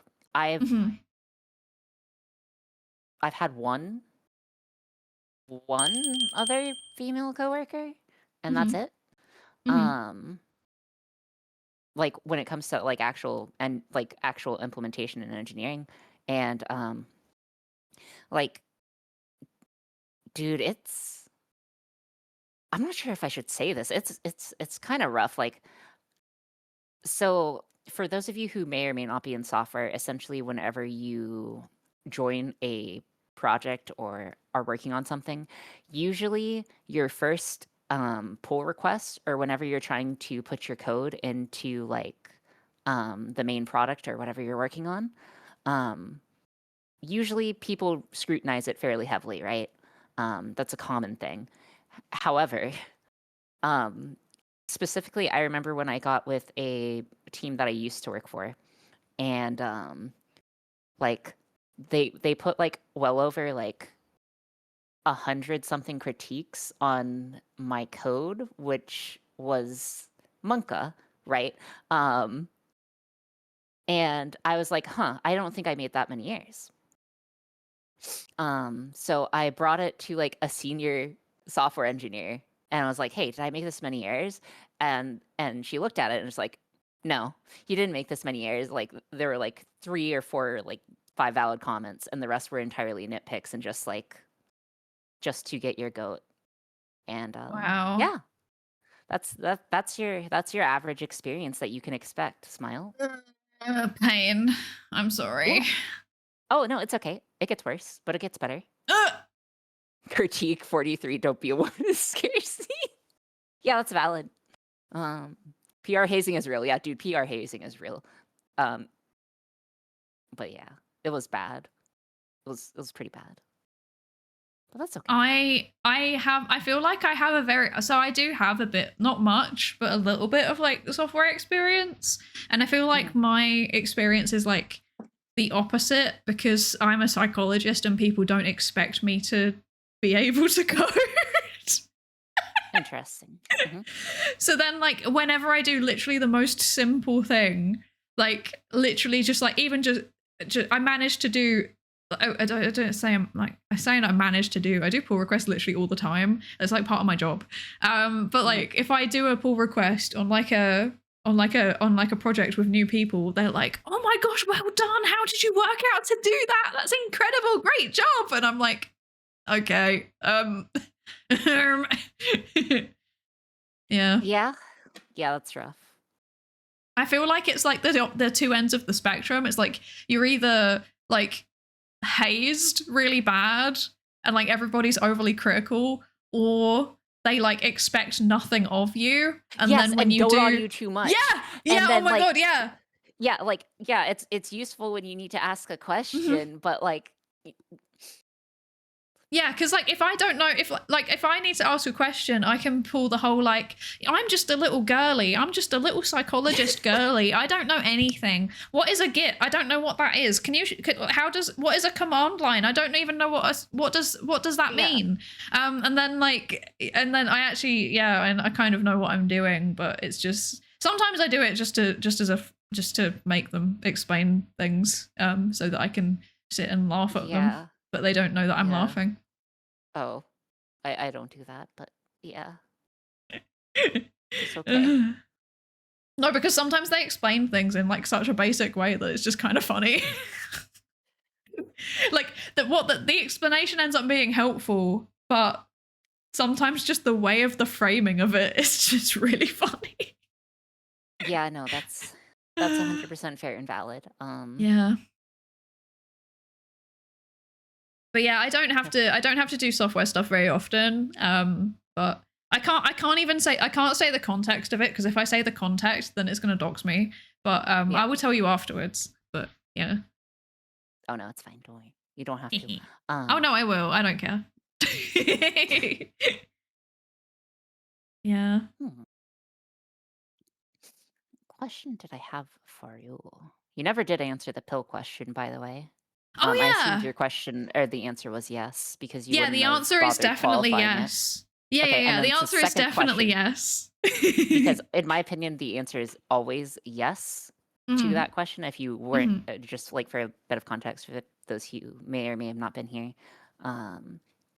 But I essentially asked the question, if you could take a pill and never have to sleep again, would you? And I feel like that's just straight up benefits, right? But I think that there's a lot of people that enjoy sleeping. Like, there's a lot of people that enjoy just like not being conscious for a while. But I like being conscious. Like, being conscious is like my favorite thing to do because it means that I can do stuff and think about things and stuff. Yeah.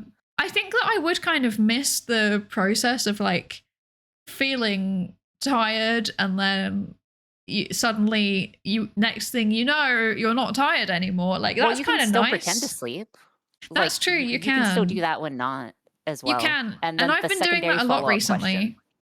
The secondary follow-up question was, would you sacrifice 10% of your life for it? So like if you were to live to 90 years old, you'd only live to 81, but you'd never have to sleep again. So it's a net benefit on time, but you would live less time. I mean, is it a net benefit on time though? Is it? Because that depends on how many of your hours you spend asleep. I mean, assuming you said you're not a hag yet, so that's at least 50 years. And then 50 divided by 3, 15, 18, or 15, 45, 45, 16, okay. 3 repeating. My so average amount of time is apparently, I can't do maths. Wait. Okay, it's like a quarter of my day. Okay. So so I would gain, so it would still be a net benefit. Okay. Yeah. Yes. So but you would live less time as a result. Do you know, I think that that's not even a trade-off even necessarily, because if it's 10 years off, or like, 10% off the end of your life, that's like the time that you would be... Bad part anyways. Yeah, it's like the time where you'd be like sick, or like more likely to be sick. So I feel like that's a net positive. And also like, You're a B. I think if you'd asked me this a year ago, I would have given a different answer. But now, definitely, I would rather make the most of less time than have more time and do less with it. Exactly. Yeah. It's always important. Not every day is guaranteed, right? And living every day as importantly as possible, right? I think that is something that should always be stated. Yeah. Yeah, I would do it. You'd do it? Okay. I'd do it. Okay, second follow-up question. It is a bit lifey, so it's less stemmy, but it's a bit lifey. What's the most influential piece of media that you've ever consumed? Oh, that's a good question. Like, what has had the biggest impact on your life? I'm thinking. I guess not like in terms of emotion, but in terms of life direction. I think it would be the first anime that I watched, because that's what sent me down the proper weeb rabbit hole, and that's what ultimately ended up me meeting a lot of friends and having I've got like a lot of like online friends especially, but also you know a couple of like real life people that I never would have met if I wasn't into like weeb stuff. So probably technically the most influential piece of media would be the first anime I ever watched. And like the first one that I ever watched technically was Pokemon, but it didn't send me down the weeb rabbit hole, I think. Actually, no, it kind of did. It kind of did. Because like the Pokemon games and the Pokemon anime then got me to like into the Pokemon fandom when I was a kid.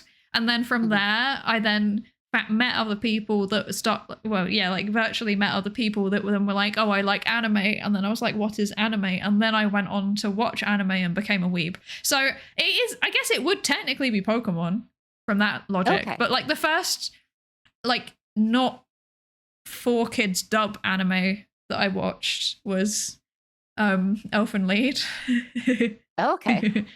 I've not seen that, but I know of it. It's violent, so I've heard. It is, yeah. And I was like 13, and for some reason I kept watching anime. So yeah. Nice. Yar. Okay. Nice. Okay. What about you?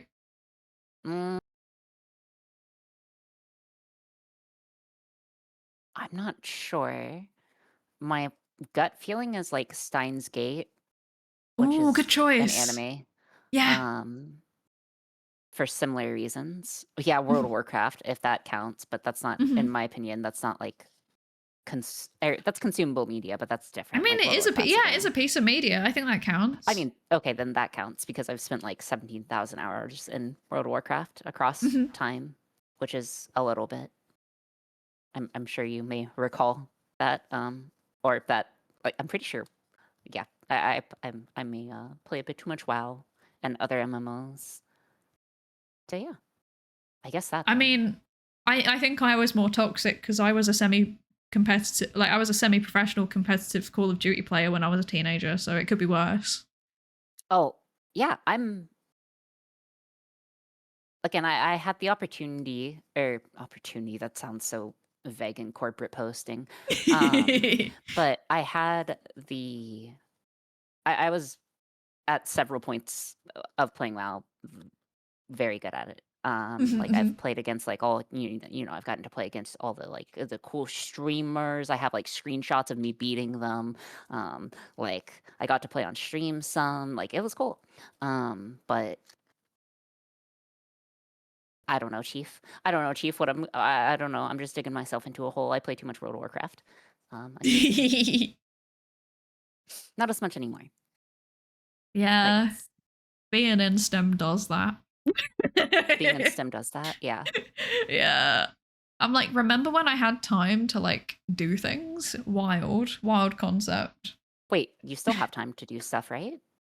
A little bit, but that's only because I work 80% full-time hours, so I only work 4 days a week. I don't know. That's one thing I like about my current job is that I work 8 hours a day, and then call it, and then 8 hours of whatever.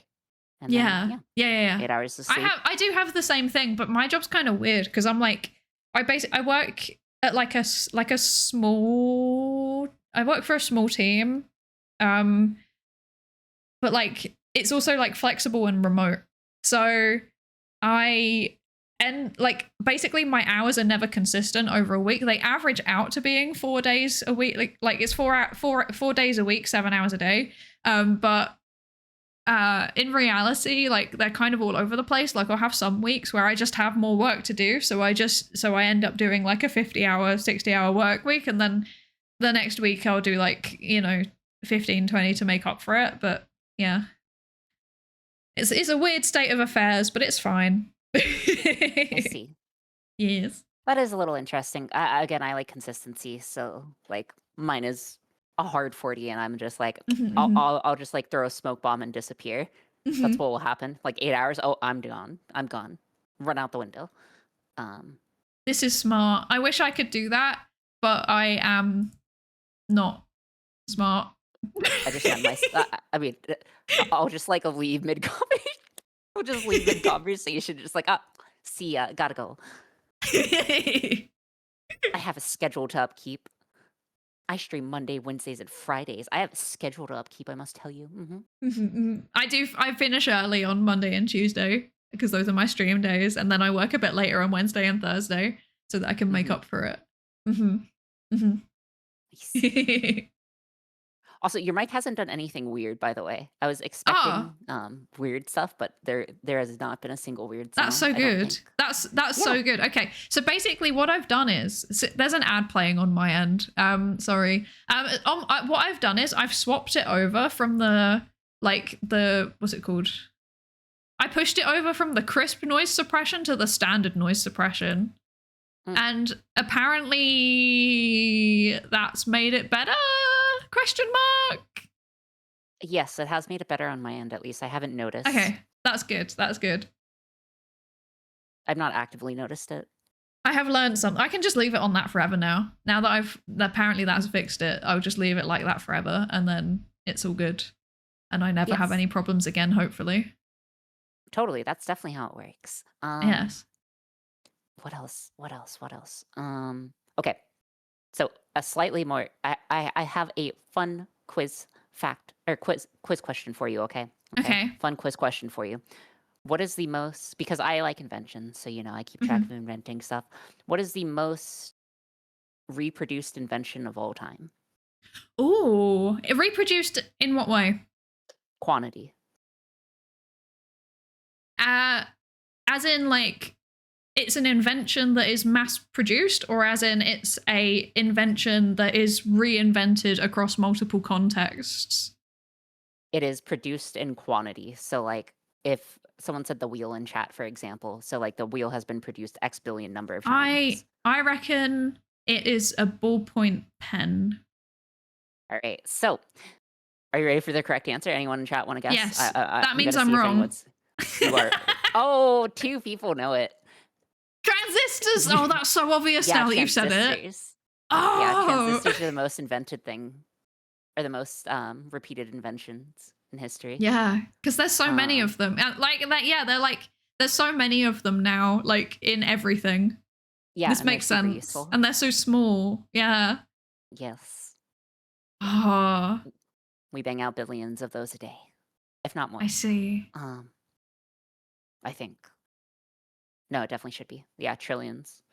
Yeah, billion. I think it's on the billions, trillions. I'm not 100% sure, but yes, transistors. You would think it would be something like a screw, but how many screws can you make in a minute? But yeah, transistors are super cool. Okay, and then the second question that I had for you, which was slightly sim related. So if you had to bring a book back to the 1700s and yourself, what book would you bring back to try to advance humanity as much as possible? Yes, and your goal is to advance humanity as much as possible. I'm gonna assume that you won't be like burned as a witch. Okay. I'm going to, if it's okay, I'm going to very quick. My stomach is making the grumblies. I'm gonna very quickly look up what was happening in the UK in the 1700s, because that is that's like my reference point, is like British history. I don't know anything about history. Okay, 1700s was when England and Scotland were merged into the United Kingdom. Okay. Act of the Union was passed in 1707. This is, and it was James. Okay. This is framing it slightly. Okay. This is, okay. Okay, so just after, okay. I understand now. I understand when this was roughly. Okay. That is a good question. I think that what book would I take back? Assuming the list like, as well. Yeah. So I think that the most, I'm kind of torn, okay? I feel like the most logical and sensible option would be some kind of like massive encyclopedia. That has like general knowledge that like if you at least have the knowledge, you can start to build off it or reverse engineer it, if that makes sense. But I'm also thinking like what were the key things that people needed, and it was like a combination of like medicine. No, you can't print out all of Wikipedia. That's no, you. I wouldn't print out the entirety of Wikipedia, but like I don't know, like the Encyclopedia Britannica. Like technically that would count, but then would I be allowed to take all the volumes, or could it just be one? Yeah, because you'd get what you get A through C. I mean, realistically, if I get sent to the 1700s, I'm cooked anyway. Because I have like a medical condition that I need to take medicine for, and the medicine doesn't exist. So, like, I'm dying within a month. So, oh, that's rough. Yeah, so it has to be something that like someone else can do something with, I think.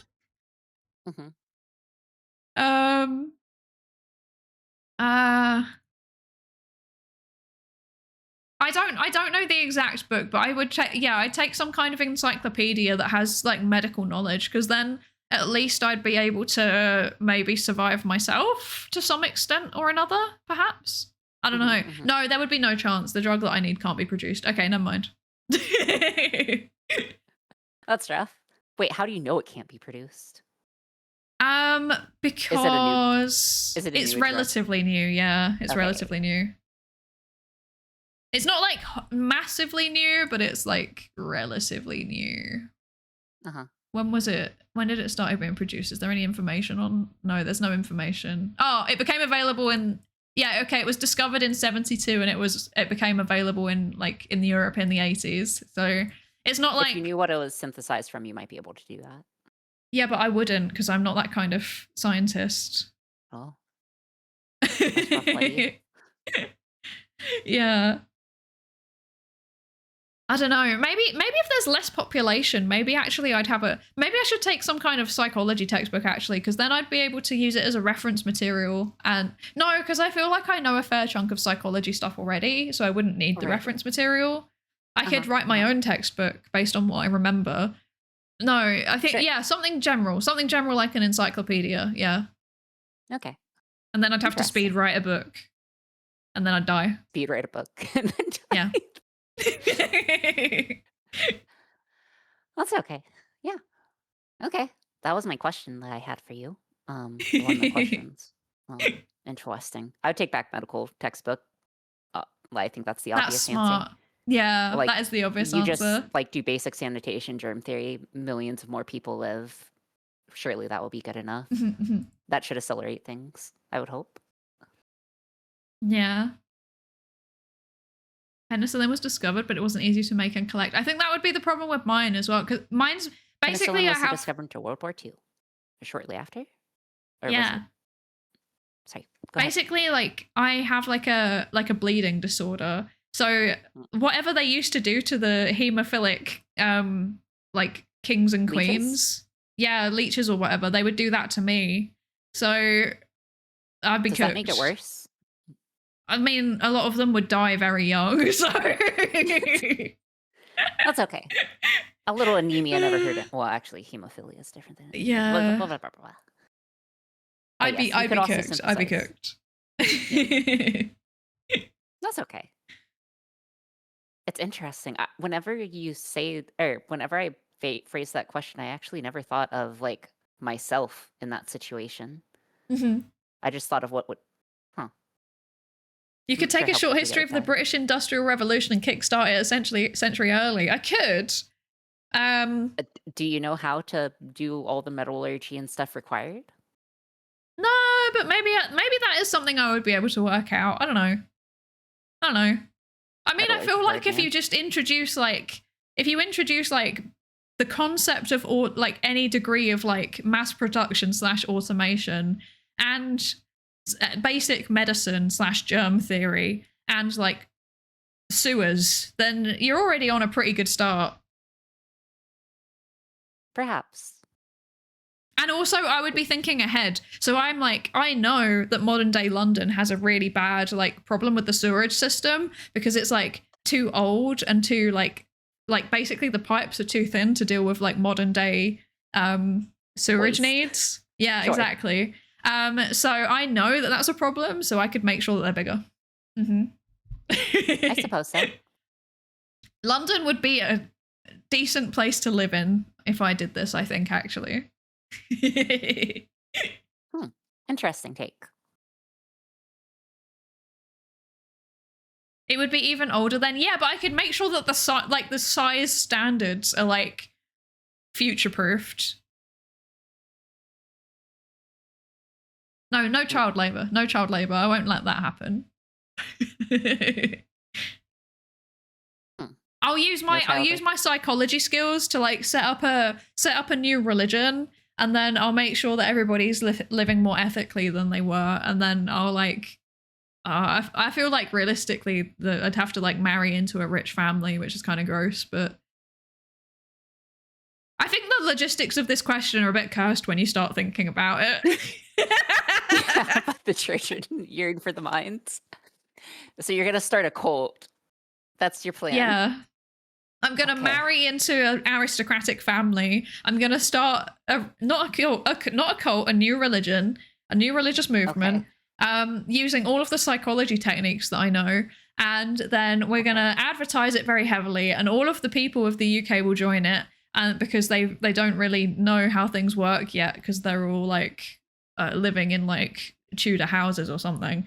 And then I'm gonna teach them the basics of like sanitation and medicine and industrial production, but I'm also going to mandate ethics with it. So hopefully maybe climate change doesn't happen, question mark. Yeah, I don't know about that one, Chief. That seems hard. I'll try my best. But in reality, these are my goals, and then I'll turn up and then I'll die within a month. That's okay.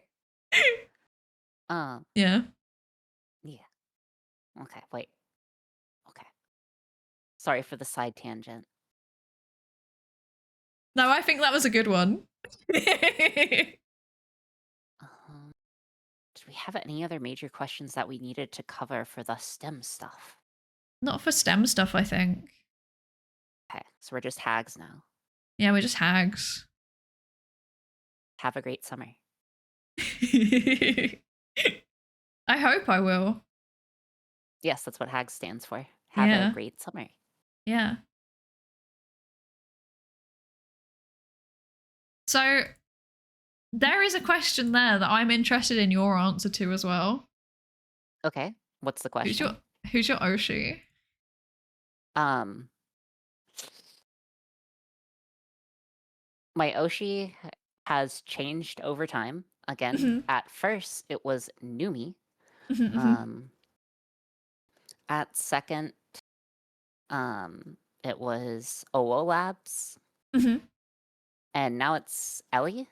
And it's been on Ellie for a while. So probably Ellie, if I had to give an honest answer. But yeah, like before I started VTubing, I liked, who doesn't like Bao? But like I liked Bao and Numi. And yeah, now I like Ellie. Shumimi. I love Shumimi. Yeah, okay. I love Shumi. Yeah. I love Shumi and Ellie as well.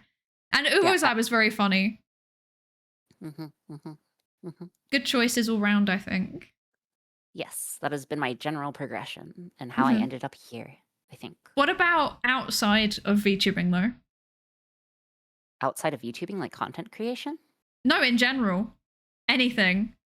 In STEM, in content creation, in anything. Life philosophy. Norman Borlaug. Wait, is that genetically modified wheat? Yes. Good choice. Yes. He is single-handedly responsible for saving millions upon millions of lives by genetically engineering dwarf wheat. Good choice. Yes, that is my favorite human of all time at the moment. When I was younger and I was like learning about sciencey things in general, that, and then like there was someone that genetically modified rice to have, I want to say, vitamin D in it. I might be wrong. And then it like prevented loads of people from getting rickets. That was also something that I was like, that's so cool. I love that so much. Yeah, golden rice. Yeah. That's so cool. Yeah, that is good. Yeah, that is pretty cool. Yeah. It makes me happy when there's like significant developments that's like, it's a small thing, but it changes the lives of so many people. Yes, it definitely does. And that's what actually brought me to wanting to be a biomedical engineer. I wanted to help as many people as physically possible, right? So at least in high school when I was making that decision, I was like, oh, what can I save the most lives with? Was the question that I asked myself to determine what I was going to go to school for. So I was between medicine really and engineering, and I was like, I know if I go for a doctorate and become a doctor or become a nurse or whatever, I can probably save on the order of hundreds, if not thousands of lives over the course of my career. But, you know, if you truly make something like some engineering, like marvel or something, you can save millions of lives potentially. So that was the thought, or like enhance millions of lives, right? Yeah. So that's how I ended up in the field that I ended up. I think that's such like a good way to do career choice. I think I kind of went through a kind of similar thing because like originally I wanted to be a doctor as well, like a medical doctor. And then it was the same thing. I was like, I want to improve as many lives as possible. But then I realized I'm really bad at it. Like I'm really bad at like the human interaction bit of it. And I kind of cycled through potentially like psychology as well, because at the time I thought mental health was a very neglected area. Then it still is, yeah. I think there's a lot more awareness now, but like in terms of just sheer resources that's put into it and like how much people are struggling, like I do think it's not good. But I also have complicated feelings about it though, because I think a lot of mental health problems like kind of stem from structural issues rather than like, I think that if structural things were changed, then a lot of people's mental health issues would be resolved. And by funneling loads of money into like, we need to treat people, I think it's almost like distracting from the real problem. But that's a little bit conspiracy theory, sorry. It's not a conspiracy theory if it's a professional take. I suppose so, but your entire research is in conspiracy theories. This is true, yeah. And like I kind of fell into doing that by accident because it's fun. And like I wanted to find something that was like a balance of like it helps people or it helps society in some way, but also I actually enjoy doing it. And because I'm very like intrinsic motivation driven. Like if I don't enjoy doing something, then it's like impossible for me to do it basically. So I was like, if I learn research skills, then I can use that to like try and do something about whatever problem is. I think it's fairly transferable skills. I can apply it to whatever problems kind of come up. So yeah, that was part of the reason why I ended up doing conspiracy theories and misinformation research, is because like I could see, I don't think that social media has like increased how many people believe conspiracy theories, but I do think it has increased the rate at which they spread. And I think that's kind of fundamentally something that needs addressing, because oftentimes misinformation and conspiracy theories can be really, really dangerous. Have you ever done any epidemiology over the like propagation of conspiracy theories on the internet? I haven't, but I know of papers that have done something like that. Yeah. It's super interesting. Yeah. So basically, like what we do know is that like on social media, misinformation spreads faster than true information. Like that's a really consistent thing. I mean, clickbait, right? Yeah, exactly. I think it's like a persuasion effect. Like people, it normally has some kind of like shock factor or like fear factor, or upsets people and it like spikes engagement, and therefore the algorithm detects that as a high engagement post and then it spreads. Whereas like true information, like people don't share it or comment on it because it's like, well, yeah, obviously type of thing, you know? So yeah, it's almost like we're like fundamentally up against a losing battle in some way, but I think there's ways to like tweak systems and then also like educate people and like get messaging out there and have like nudge interventions basically, which kind of like gently shift people into like a slightly different frame of thinking around these kinds of things. Yeah. And then maybe we'll actually be able to do something about it. But right now, like, yeah, like I said, I think it's another one of those things where it's like there's a lot, like it's worth doing individual level research and interventions because like the systems ain't changing anytime soon. Like there's only like I think that until there's a lot more like direct action in the sense of like lawsuits and stuff against social media companies, which is now like happening, like it's increasing. I don't think that they have any incentive to change what they're doing. But also I think that from the trends that I've seen, like some platforms are like losing people quite quickly. And it can't just be explained by people moving to a different platform. I think it is a lot of people are also just starting to give up in general. Because like if you go on a feed and it's just like loads of nonsense all the time, you just like, and you're not into that kind of thing, then you're just not going to use it anymore. So No, sorry, totally... info dump time. Oh no, I totally also agree with that general like vibe. In my opinion, always do things that are worth doing. In my opinion, like even if it's not gonna turn out. Yeah, great. I mean, like the job that I'm doing at the minute is like I'm not immediately changing anyone's lives, but I'm doing research that make how can I describe this without doxing myself? I'm doing research that makes things that could change people's lives more easily accessible. Okay. And I think that's like a middle part that like it's very easy to overlook, but like doing the thing itself is part of it. Then actually getting people to use the thing is like another step that needs doing, and that's like the bit where I'm focusing on, like with my job. Because like I think that's, as a psychologist, that's probably the most useful thing I can do. Yeah. Right. Yeah, no, that makes sense. Yeah. And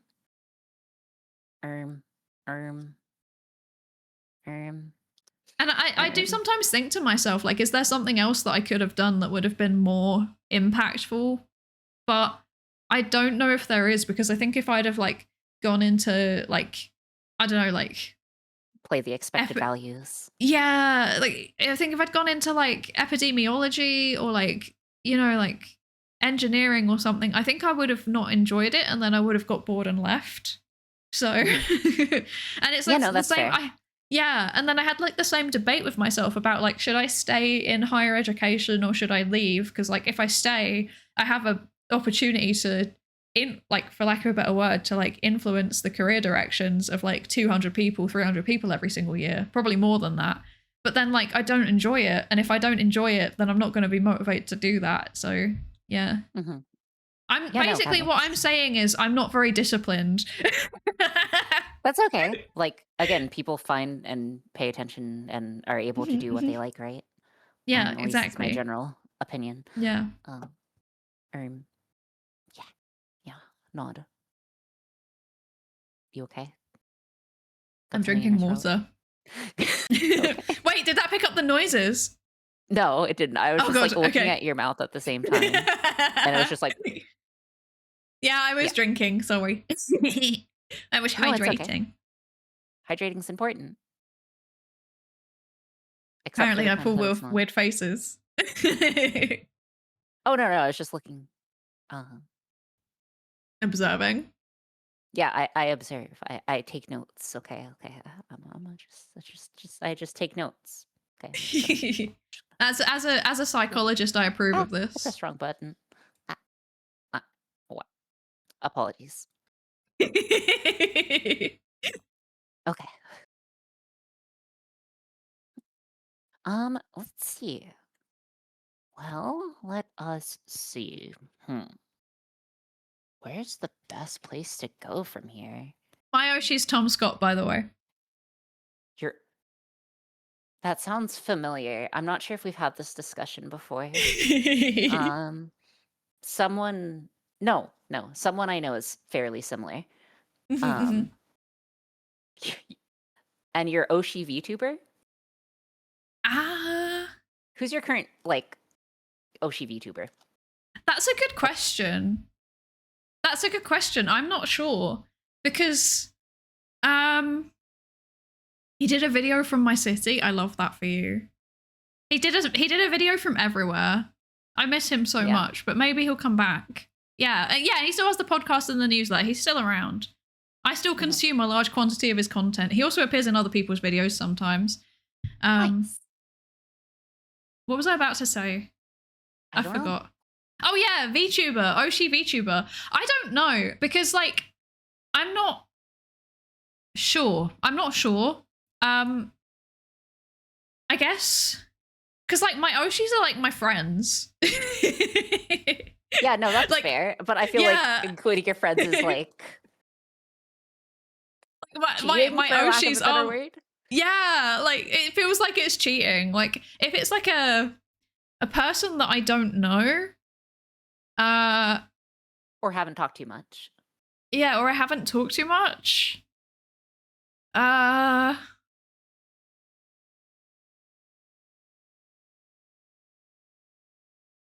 running through all the people that I like watch, and it's all people I know.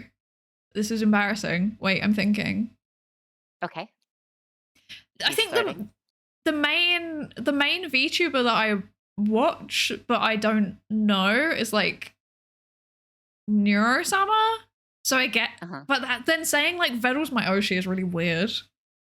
Bettle's your Oshi, Bettle's your favorite. That's a really cursed statement, and I don't like saying it. But like, also, it's also kind of true. It's true, and also like it's kind of true because like, I think that like he already knows. It's not. He doesn't know. He doesn't. He doesn't. No, he doesn't. I think that like, how can I describe this? Like, Oshi in the sense of like, you know, like being a big fan of them. I don't think that's the right way to describe it. I guess Oshi, an accurate description would be like Oshi in the sense of like, I think he's doing really, really cool things. I think he's pushing the boundaries of what VTubing is. And and like, he's a really, really good like storyteller. And I think that, I think that I respect it a lot. Like it's not like a fangirl Oshi. It's more like I respect what you're doing very significantly Oshi. Does that make sense? Yes, no, that makes sense. Yeah. Okay. So and then out of the people that I know, yeah, it would also be Ellie. Yeah, that's fair. Yeah, one day maybe. One day maybe. Okay, so I think we are getting close to where I would like to like, you know, stop soon. Yes, that's fair. I need to go have food. Okay. So it was someone said this question, but all right. Diagnose me with everything I have. Go. I'm not allowed. I'm not that kind of psychologist. Haha, thwarted. Take that. What nerds. about armchair wise? Armchair wise. Come on, we just spent 3 hours. Okay. Okay. Real talk. Okay. I can say whether or not I think you're neurospicy or neurotypical, because that's not a diagnostic label. The real talk is that I am unironically actually not allowed to speculate about diagnostic labels, because I could get my membership of like the psychological body revoked. So I'm actually not allowed to. But like, neurodivergent is not a diagnostic label. So I am allowed to speculate on that. And to that, I would say my experience is I find it very easy to talk to people who are neurodivergent, and I often find it difficult to talk to neurotypical people. Not always, there are exceptions, Monka. But I do find it very easy to talk to you. Monka. Yeah. And that's a personal opinion, not a professional opinion. I have to add that disclaimer on there. Yes, of course. That's fine. That's fine. Don't take away my British Psychological Society membership. Wow. No. Yeah, obviously not. Yes. Yeah. A streamer made a friend. Yeah. Yeah. We're friends. I think we were friends before this, I would say. Yeah, we were. Yeah. We've talked before, in theory. Yeah. In practice. Yeah. Yeah.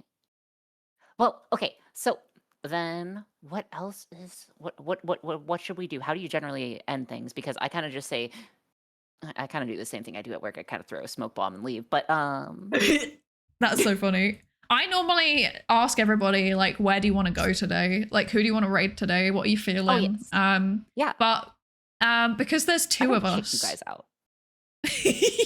Get out. Yeah. Because there's the two of us, I think it makes sense for us to choose someone together. And I'm like looking at people who are online and I don't know. So the two choices are either we go and raid someone that we kind of both know, or we go and raid, no, there's three choices. We go and first of all, we go and raid someone that we both know. Second of all, we go and raid someone that we don't know, but we've always wanted to, and like we can hold hands while we do it because we're both nervous. And the third thing is we just find someone else in science and technology and go raid them. Those are the three options, I think. Okay. Is there anyone that you've ever wanted to raid that you have the opportunity to not do that? I'm looking. So do you just like double raid? Is that how that works? I think we should just both raid the same person. Okay. I don't think. I'm thinking out loud. Wait. I don't think I have ever raided into Avachato, actually. Okay. Avo sounds good to me. Yeah. All right, so we'll cool. raid into Avo? Yeah. Okay. Should we do a And then we joint just raid leave a message? Yeah. Yes. I don't know, something about us being hags. Hags in STEM, yeah. Yeah, hags in STEM. We are some hags. Yeah, she actually wished me good luck today. She's so nice. Aww. Yeah. Again, thank you everyone for being here, like, and like, you know, showing up to the stream. I know I don't normally stream on this day, but yeah. Yeah, you just send a message. Because Avo's also a hag in STEM. You just pull her in. This is just a way of inviting her on. Excellent. Hags in yeah, that will do. Hags in STEM raid, that will do. Okay. So let's go ahead and do that. Hang on, let me set things up. Please tell me we need to do a countdown into raiding so that we raid at the same time, because otherwise it's like awkward, because then there's like a big old gap. Okay, so go ahead and start up the raid thing when you're ready. I'm ready. Okay, I need to find it first. And again, guys, thank you so much for being so slow. here today. I'm sorry. Make sure to follow Psydere if you haven't already. She's awesome. And then I've got the thing up. Tell me when to press the start raid button. Press the start raid button. Now? Okay. Yes. Okay. And then what we do is we just wait a few seconds because it will give us a bit to time out. And then we'll just give it a minute. So yeah. Yeah. I think I'm ready. Are you ready? Mine's still thinking about it. Okay. Mine is now purple. I now have the raid now button. Okay. But I'd like to say something quickly, which is thank you all so much for joining us. It's really, really appreciated. Thank you all for all the follows and like subs and stuff that we've been ignoring. So very sorry about that. We do see all of you. It's just we're talking to each other, obviously. So yeah, we're like doing our thing. Yep. Yeah. Do you have anything that you want to advertise? When's your next stream? What are you doing? I always stream Monday, Wednesdays, Fridays. That's all. Yep. Cool. Yep. Working on I'm streaming tomorrow. I'm reading a paper about neuro-sama. Oh, yes. Okay, awesome.